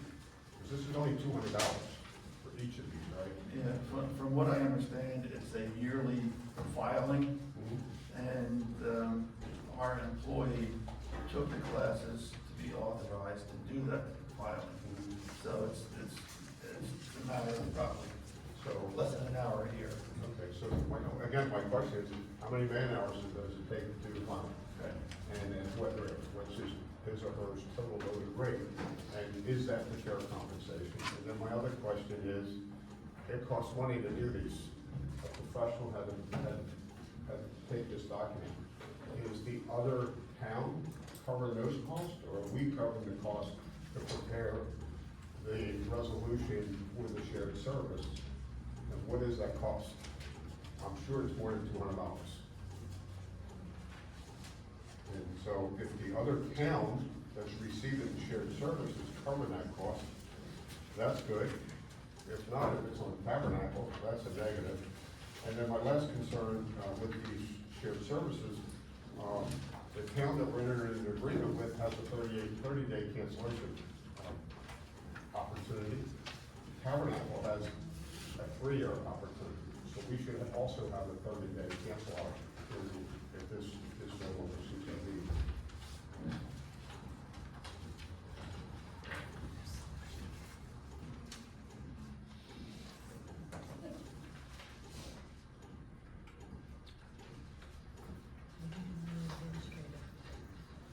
Number 4 there gives them a 30-day opportunity. Number 3 shows that it's a 3-year thing.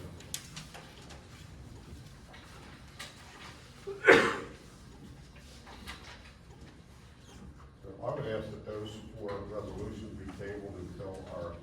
I think, it's a 3-year agreement, but,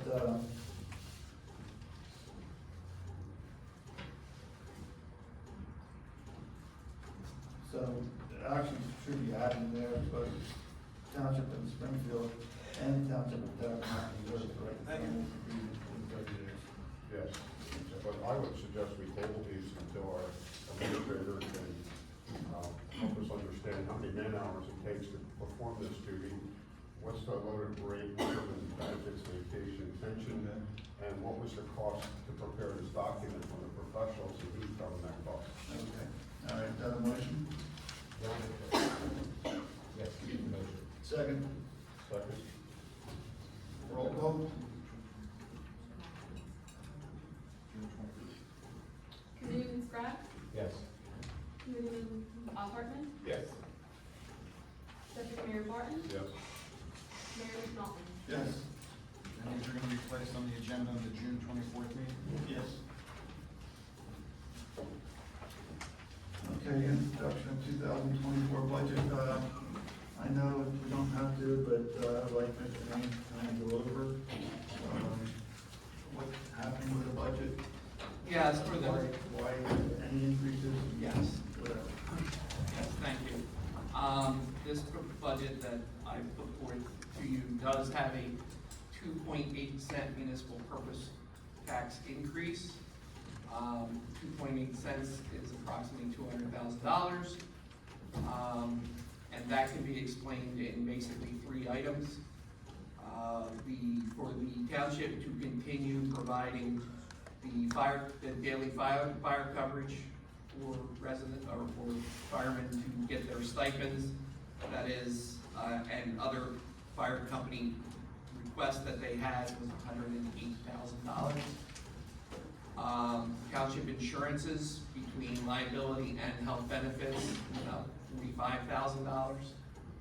And the township now has DEP requirements for stormwater management, that we have to start sweeping roads. So we put in this budget approximately $50,000 just to cover that. So those three items equate to the 2.8 cents that I'm requesting. All the other operations basically stayed the same. Bill, got the July, The public hearing will be held at the July regular meeting, which will be July 22nd. July 22nd, will be open to discussion at that time. We discussed this about the DEP road 4 times a year. We have to sweep it. Sorry, excuse me, only 3. But still, it's 3. No, it only ever was, I think, part 3. No, it's 3 times a year. But we have to sweep all the every streets. township road. And of course, we don't have the equipment to do that, so we have to hire out to do that. It's a cost factor. Ronnie, you saw the figure, you said it's the 2.8 cent increase, right? Yes. And how much would that raise? 2.8 cents raises approximately $200,000. And do you know what? A penny is $70,756. Okay, do you know what the average increase would be per household? My computer didn't go dead, I just told you exactly what it was. Bear with me a couple, finding it plugs in. And while you're doing that, I have some comments about this DEP mandate. You know, we have 87 miles of streets here in this county. And as we have been repaving our roads, wherever there's a storm drain, everything's going to curb it. There's a certain amount of distance, which is the right thing to do, right? So the goal here is to keep the silt and the vegetation out of the drain so it doesn't end up in the waterways or in a retention pond. And then have, if it does, you have to go in and maintain the retention pond. If you look across the street, there's a retention pond that's in need of maintenance, it has vegetation growing in it. It needs to be addressed. Same if there's a spillway or a waterway or a lake or a stream. Yes, you gotta protect any debris from getting in there. Now, I've lived in my house for 47 years. I have a storm drain. When they redid the roads, there's 3 of them. I clean them every time I blow the leaves and debris off my property. So what is the sweeper gonna pick up in front of my house? It's gonna pick up little grains of sand that are embedded in the pores of the macadam. It's gonna pick up leaves, if the leaves are on the ground. It's gonna pick up the little tassels that are now falling off the pine trees if you swept them this week. Or if it was 2 weeks ago, you're gonna pick up all these stringers that come off the oak trees. And then all that debris is gonna go into a dumpster or a dump truck or something. It's gonna be tested and it's gonna be put on a landfill. And the first rain, everything that they removed will be back. Right, so what value does that add? So I contacted a state senator who had the director of the NJ DEP Legislative Services, her name is Brianna Devereaux, contact me. And I talked to her about this. And I said to her, this is a state unfunded mandate. You're mandating this on us, you should cover this cost, not us. We didn't ask for this, we don't need this, I don't know what value it has. And I used this example with her about the state wasting money and doing things that don't make sense. I'll give you an example. Go down New Road on Route 70. They rebuilt that intersection. They had an opportunity to put a decel lane in when you're coming down Route 70, either way, so that you could make the turn and let the traffic flow. But no, they didn't do that. But I'll tell you what they did do. Go look at it. They installed curbs, sidewalks, and handicap ramps. Now, who in their right mind is going to even walk down that road, let alone a wheelchair, because the next sidewalk is in Lakehurst going that way. And the next sidewalk going that way is an E-shape. And there are no sidewalks going up New Road this way or this way. So, what a ridiculous waste, right? And I use that as an example because I look at this as being ridiculous. What value does it add? So, I know it's in our budget. I'll ask that it be set aside, that we don't spend that until we have a chance to meet with the DEP, not DOT, DEP, and explore this a little further, and hopefully get them out here and look and say, show me how this, just convince me, show me how this adds value. Then you can tell me how it adds value, I'm welcome to it. I think we are doing the right thing in protecting our drains, and yes, we should be cleaning those areas on a regular basis, and we should be maintaining our stormwater retention ponds wherever they are. But this one really gets me, this drives me crazy. And for us to spend $50,000 on a contractor, because to buy the equipment, right? So think about this one also. The DEP is about the environment. What's the carbon footprint of that street sweeper? Right? To make it, the tires, the gas, the oil, right? On up and down 3 times a year, 87 miles both ways to pick up debris that's gonna be back in the road the first time it rains, right? So, anyway, more things we're gonna have to work on. Mr. Barton.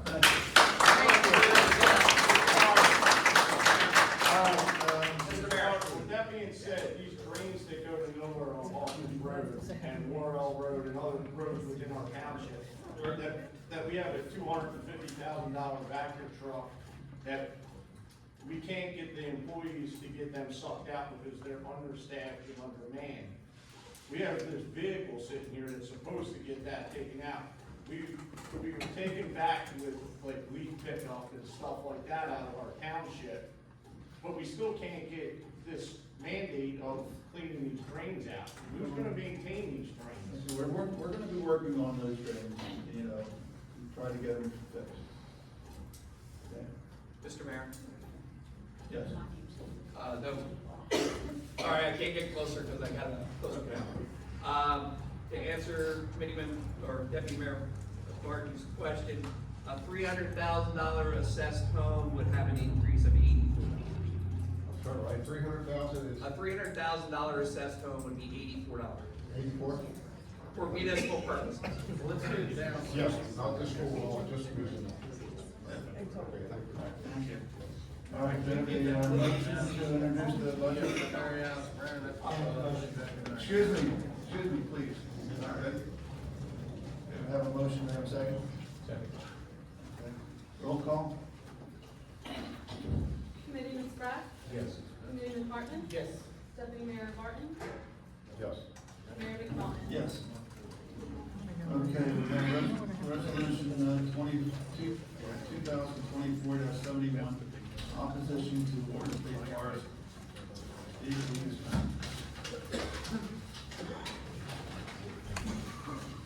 Gentlemen, what's your pleasure? I make the motion to adopt 2024-71. And to me, this is not about maps, it's about road closures.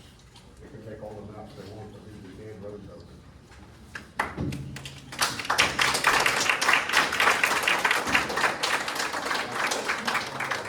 Have a second roll call, please. Committeeman Spratt? Yes. Committeeman Hartman? Abstain. Deputy Mayor Barton? Yes. Mayor McDonald? Yes. Okay.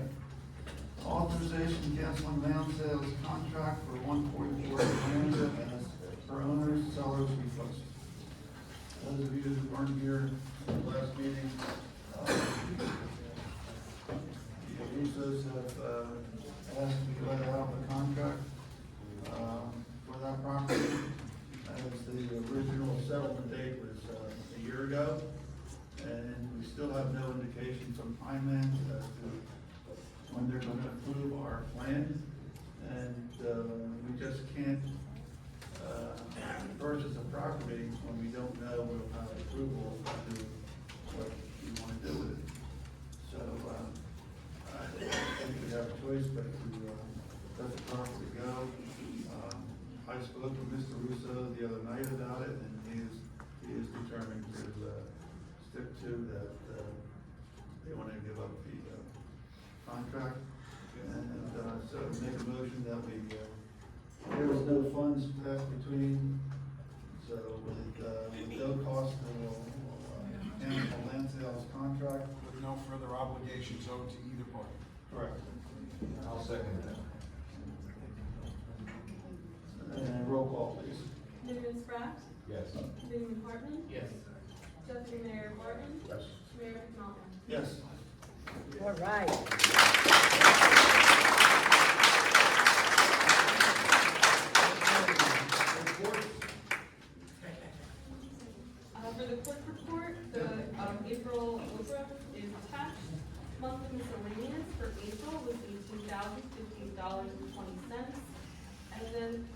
note, where to go with the new complex.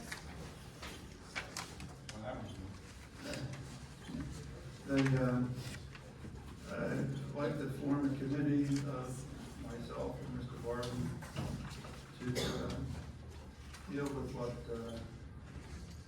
what we have. I think one of the things we need to relook at again is the old township dump for public works, record work. And I think we need to deal with the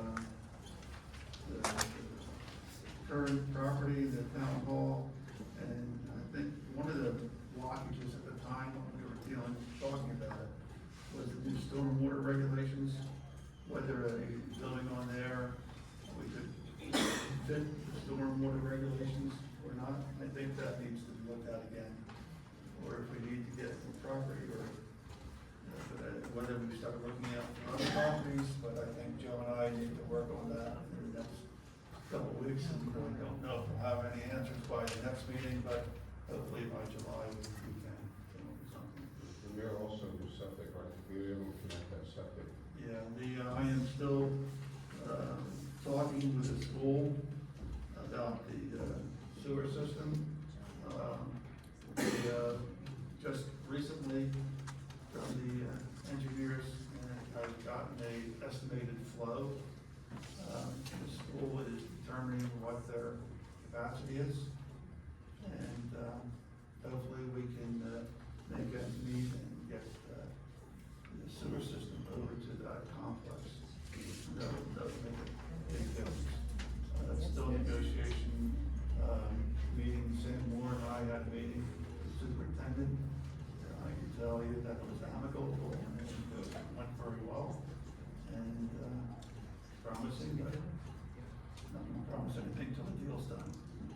What school? Good job, good job. Which school is it? Excuse me? Which school is that?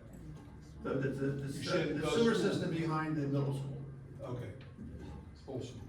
Mayor, you had indicated that you had gotten a flow report. Who gave you that report and who came up with? Mary Alice and I think, Tom Rusty, did you? Yes. And you sent it to the, I did.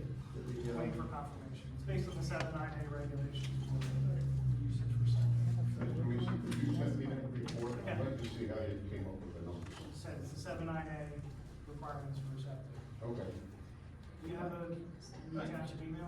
I do, but I do now. I understand. I haven't accessed it and I haven't put out on my computer yet. You want to send it somewhere else? No, you can put it there. By the weekend, I'm sure I'll be able to figure out.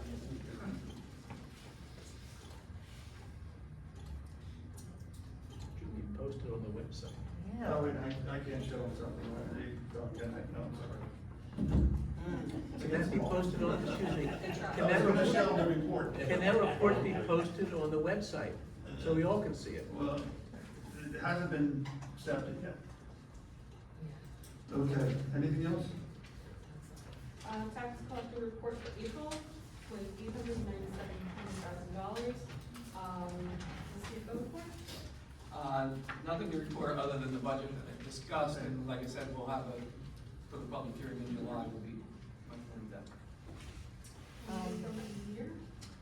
We continue to review, road opening applications. We had a pre-construction meeting on May 13th, for phase 2 resurfacing. We're reviewing some metals, so construction should be starting soon on that road. Survey's been completed on Hawken Road, and as discussed, we'll prepare the design plans for future review, as well as the, all the same things as far as the design we're putting on the street. Had a discussion with Senator Reserve today, which that was addressed. And I just wanted to make a note that July 1st is when municipal aid applications are due. So I know there was discussion about paving all of Hawken Road or not. I need to know soon, because July 1st is the due date, and without, we're submitting for phase 2. Municipal aid, but I don't want to submit phase 2, the township can pave the road, because then we'll lose that fund. What do we have, funding for phase 2? We wouldn't, this would be the application for phase 2, but if the township decided to do it, then I wouldn't be able to use the grant money. What, if the township chose to do it as one project, road, a capital ordinance to provide the additional funding for the road. If that's something, And that would be, I would just need from, over how many years would that? roads go 10 years payment 10 years. So you'd end up being 20,000 a year. If, That- depending upon what the cost estimates are, because we actually have not done any type of road ordinances for a number of years. And I know years ago, we would do one, we would do like $1 million for roads and drainage every other year. And we actually haven't done, I don't believe, any since COVID. Rodney, don't we historically get about $250,000 a year from the state? Is that what this is? That's phase one. That's phase one. Yeah. Right, so we're gonna use that for the first half. But, If we do both phases, We might be able to one get of better them, rates. just pay it off the next year and not. well, not do you that? can't, I don't think they would give it to us based on that, because they're gonna do it based on a project that's not started yet. But as the one gentleman said earlier, why do a project when you're only doing half the road, because the road is only, a mile long or however. I can understand doing like granted sections and stuff like that, but a road like this really should be done once a year. I agree. And if you're going to look at roads, and I don't have the authority to ask Mr. Lees to do it, but do we have any other roads that we should look at that aren't gonna qualify for state funding? That we should be addressing? I think we can work with that in the future. Because It's just things that- I don't wanna, keep on increasing this budget, the money. But I think this is important. And also there's a possibility we could get a cheaper overall rate.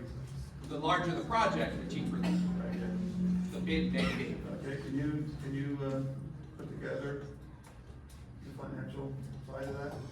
When Todd gives me the overall estimate, and then I'll talk to the bond attorney about putting something together for the next meeting. Next 2 weeks, that'd be fine. Should be fine. Excuse me. All right with that? So my concern about is, going in debt, adding more debt in this township, right? So we just heard that $200,000 is gonna raise taxes for every house, like average, of the $300,000 house by $84. If you have a $500,000, $600,000 house, you can double that, okay?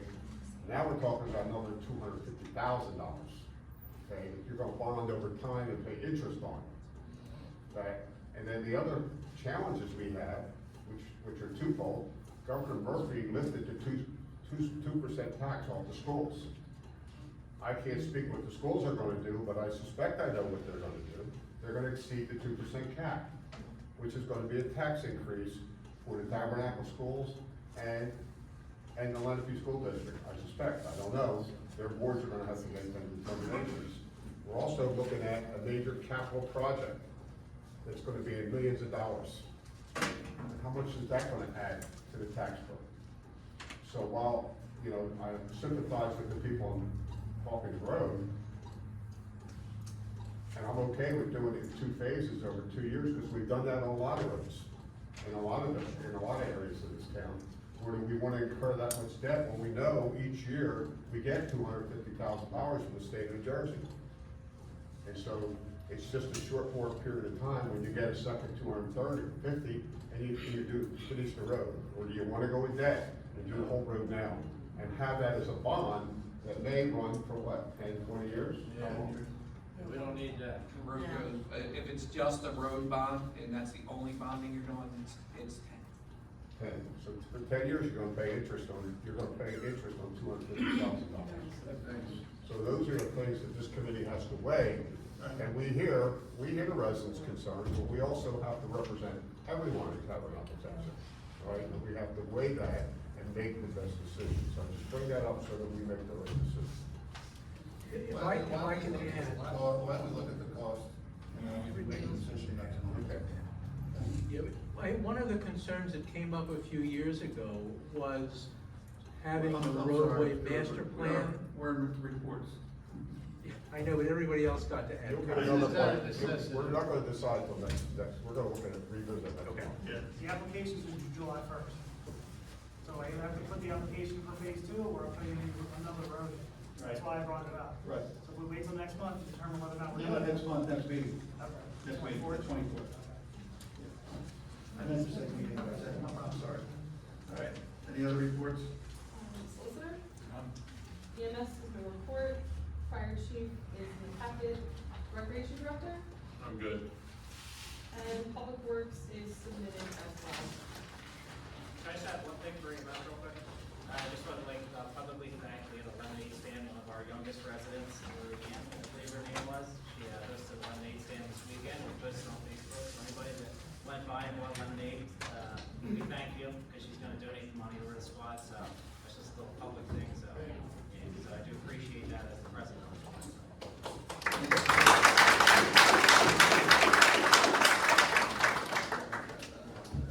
Committee comments, Mr. Barton. Mayor, at the last meeting, we started a conversation about, rescinding the, resolution to demolish town hall.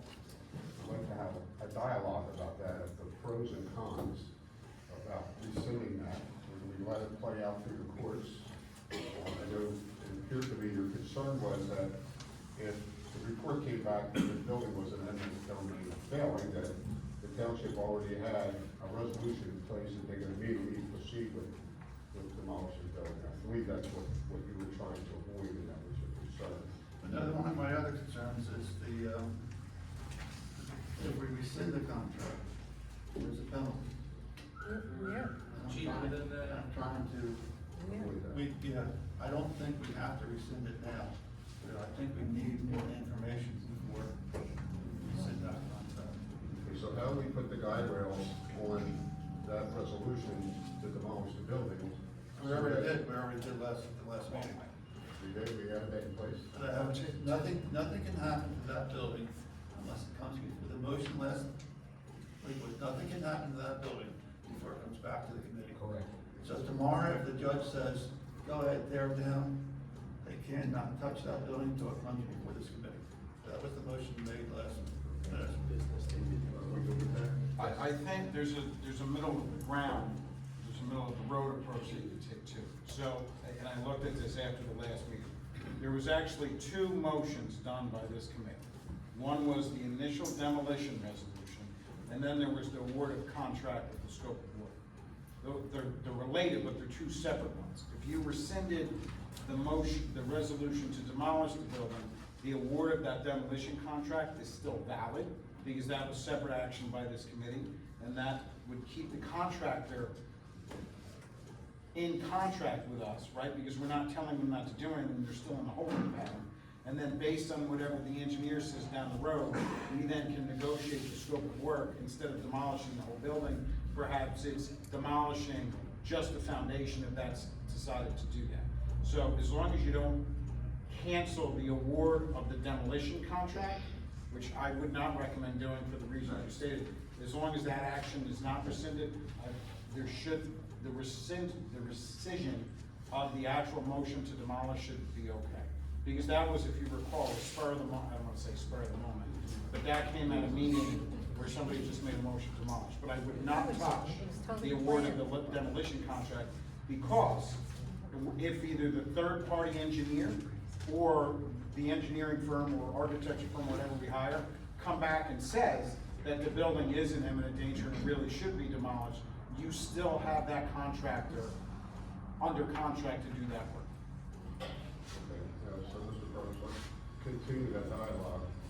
If we were to rescind that resolution, what impact would that have on the current lawsuit from the historical side of the plaintiffs?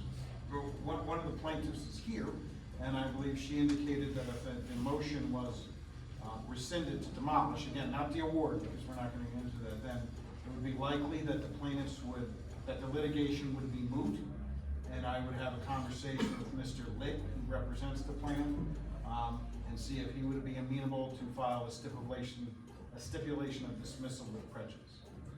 Okay. That is I will say there is a chance, and that would be the most rapid approach to get the road opening, but there's no guarantee that the judge will open it. With the judge, I mean, if two is dismissed, the judge still have jurisdiction to tell us to close the road. It would be very difficult for the court to have jurisdiction on a matter that was summarily dismissed. Because my only concern about the dismissing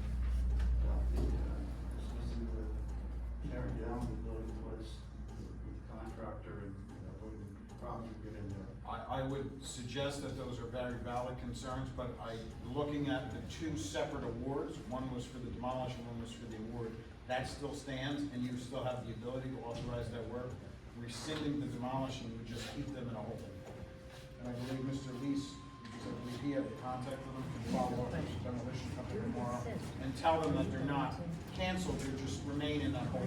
Another thing too, with demolition, I was thinking that, there's still a lot of remediation inside that has to be done. Not a lot. Well, there's some, yeah. We're estimating about 2/3. Okay, so I mean, we can still use the contractor for this. Yes. So we're not, if we decide to do the foundation, we can still use that contractor and that contract to have the tear the foundation. Maybe. Potentially. You're talking about change order threshold. Change order or whatever, yeah. It's such a small contract, you don't have a big threshold to deal with. So I would say a significant amount of the resources from the contract already been spent. I would say that the remediation has, there's been a significant amount of work with that, so we have to get an understanding, but I would not recommend touching the award of that contract. And the other thing I wouldn't recommend not to continue is even if you do rescind the demolition motion tonight, it would be on the caveat that the road must remain closed until either the matter is dismissed or there's a further order of the court. Right? So my other thoughts and concerns with that is if the court case becomes moot, then this third-party professional structural architect engineer who we're counting on to get us a report as quick as possible, we're going down parallel paths right here. We're already putting the numbers together to happen. There was another thing that I thought about with that as well, is because this is a arm's length transaction, if you will, with this potential independent, no one has talked to them. So there is a possibility that they say they don't want to do it. So, did somebody say that's not true? Hear the voices. I'm hearing voices. So there is no guarantee that they actually want or will do the work. The best way to actually do this is get that RFP out with the scope of work to see what happens, and there'll be a firm that submits it. It may not be this one, but if you narrow carefully the RFP, exactly what expertise and education they want, we should give. Okay, so But the judge hasn't ordered the scope of work, and he hasn't technically appointed that person either. So within 10 days, if we can get an RFP on the street and have a return date RFP, there's a chance, what's the date?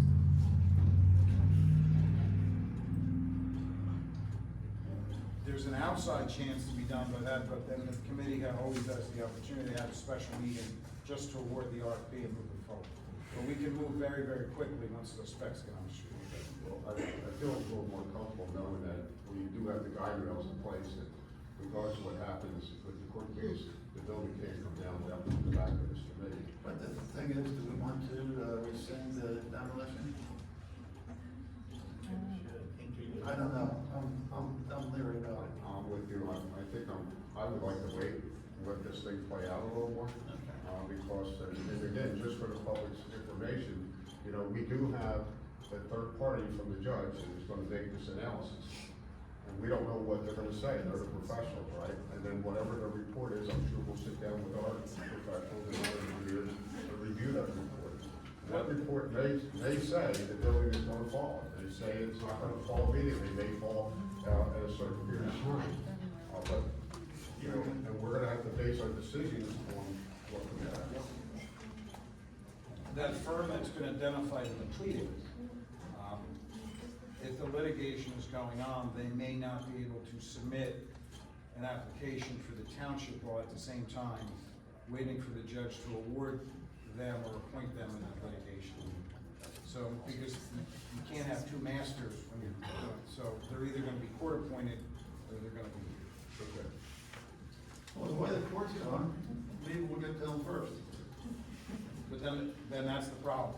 They may not be able to, that firm may not be able to submit because they would be. Well, we wouldn't be able to take action without resolving the court case, right? So- No, you can take action, the township is the township's building, I mean, based on the court's prior decisions, I would notice them, that the township intends to hire another engineer / architect, not intends to hire, but that an inspection is gonna happen for another report to be, but that, it would not, nothing in, no. No conflict with the court case by doing that. Okay. But I don't, but to address the mayor's concerns, rescinding the litigation, rescinding the demolition motion would not impact the contract with the demolition. Okay. Well, thank you, Matt, for the time to be able to have that dialogue in public, so we can kind of vet this out and get in the right direction to get that moved over as soon as possible. All right. I'm with you all. I'm not ready to make that motion yet. Sprague? I'm not in agreement with that. If our lawyer is telling us to stop that demolition, and it's in our favor to do that, I think we should do that. That's our end game anyhow, is to stop the demolition. Do it now. Do it And then see whatever rolls out in front. I agree with you. Let's end this thing tonight. Let's end this tonight. I didn't, that's not what I said. I said that rescinding the demolition resolution will not impact the award of the contract, that's what I said. Exactly. I did not make a recommendation of whether to rescind or not. I get blamed for the vote. How I understood what you said is, it would not impact, I understand that, okay? But sitting here, and we've been discussing this for months, Send it tonight. and our plan all along is not to demolish. Our end game is not to demolish.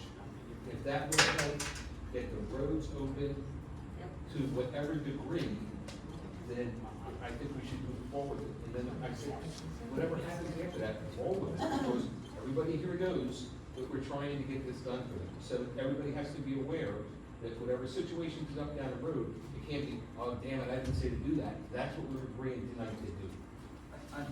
Traditionally, I will say one final, traditionally, when the parties agree via stip of dismissal to dismiss the action, the court's jurisdiction usually ends with the filing of the dismissal. That there are certain exceptions, but I will say traditionally, usually that's what would happen. The jurisdiction would end because there would be no further action. Correct. Do you have a motion, Bill? I'll make a motion. I'll second it. Roll call. Okay. Go ahead. Say the motion. End the demolition. All right, so the motion is to rescind the prior motion of the committee to demolish town hall. Correct. Just the one that was in February? Is that when it was? February or March? It was February, and the award was after that. So the first one, it was just the motion, I believe it was made by Ms. Stone, to demolish. That, not the award of the contract, not every one of these. So just the action taken by the committee to demolish.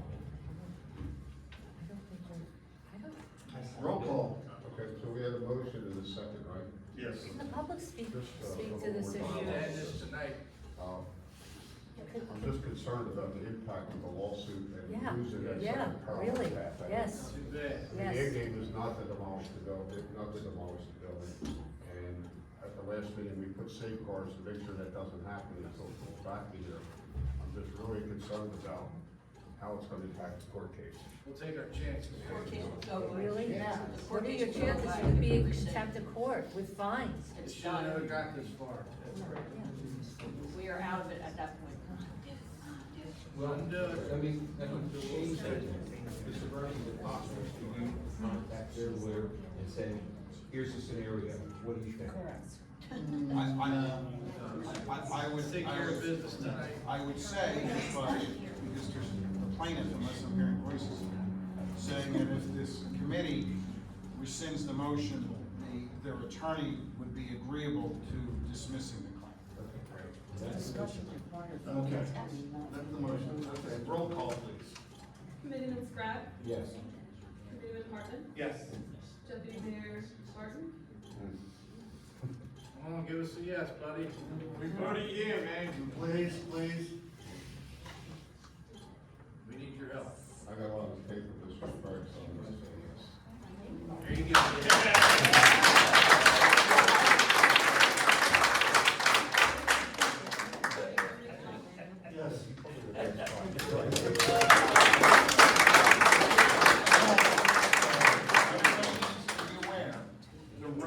The road's not opening until further order of the court, or the action that's dismissed with prejudice, and the court no longer has jurisdiction. Okay.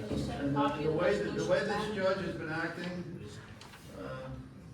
but actually he's. Yes. No. Shouldn't go there. It's not the judge's, it is not the judge's fault. You just had a copy of that. The fault lies with the people who made that decision. Okay. All right, with that, I didn't pay my cards at the end of the meeting, so. I'm good too. And, with that, I'll ask for a motion for adjournment. Before I do that, I'm sorry about the hour. I tend to run a little looser meeting than before. Please bear with me in that, and don't take advantage of it, I would appreciate that. Mr. Sprague, did you want to do that as a resolution or just as a motion? What's the difference? We're just doing it as a motion. Okay, motion to adjourn.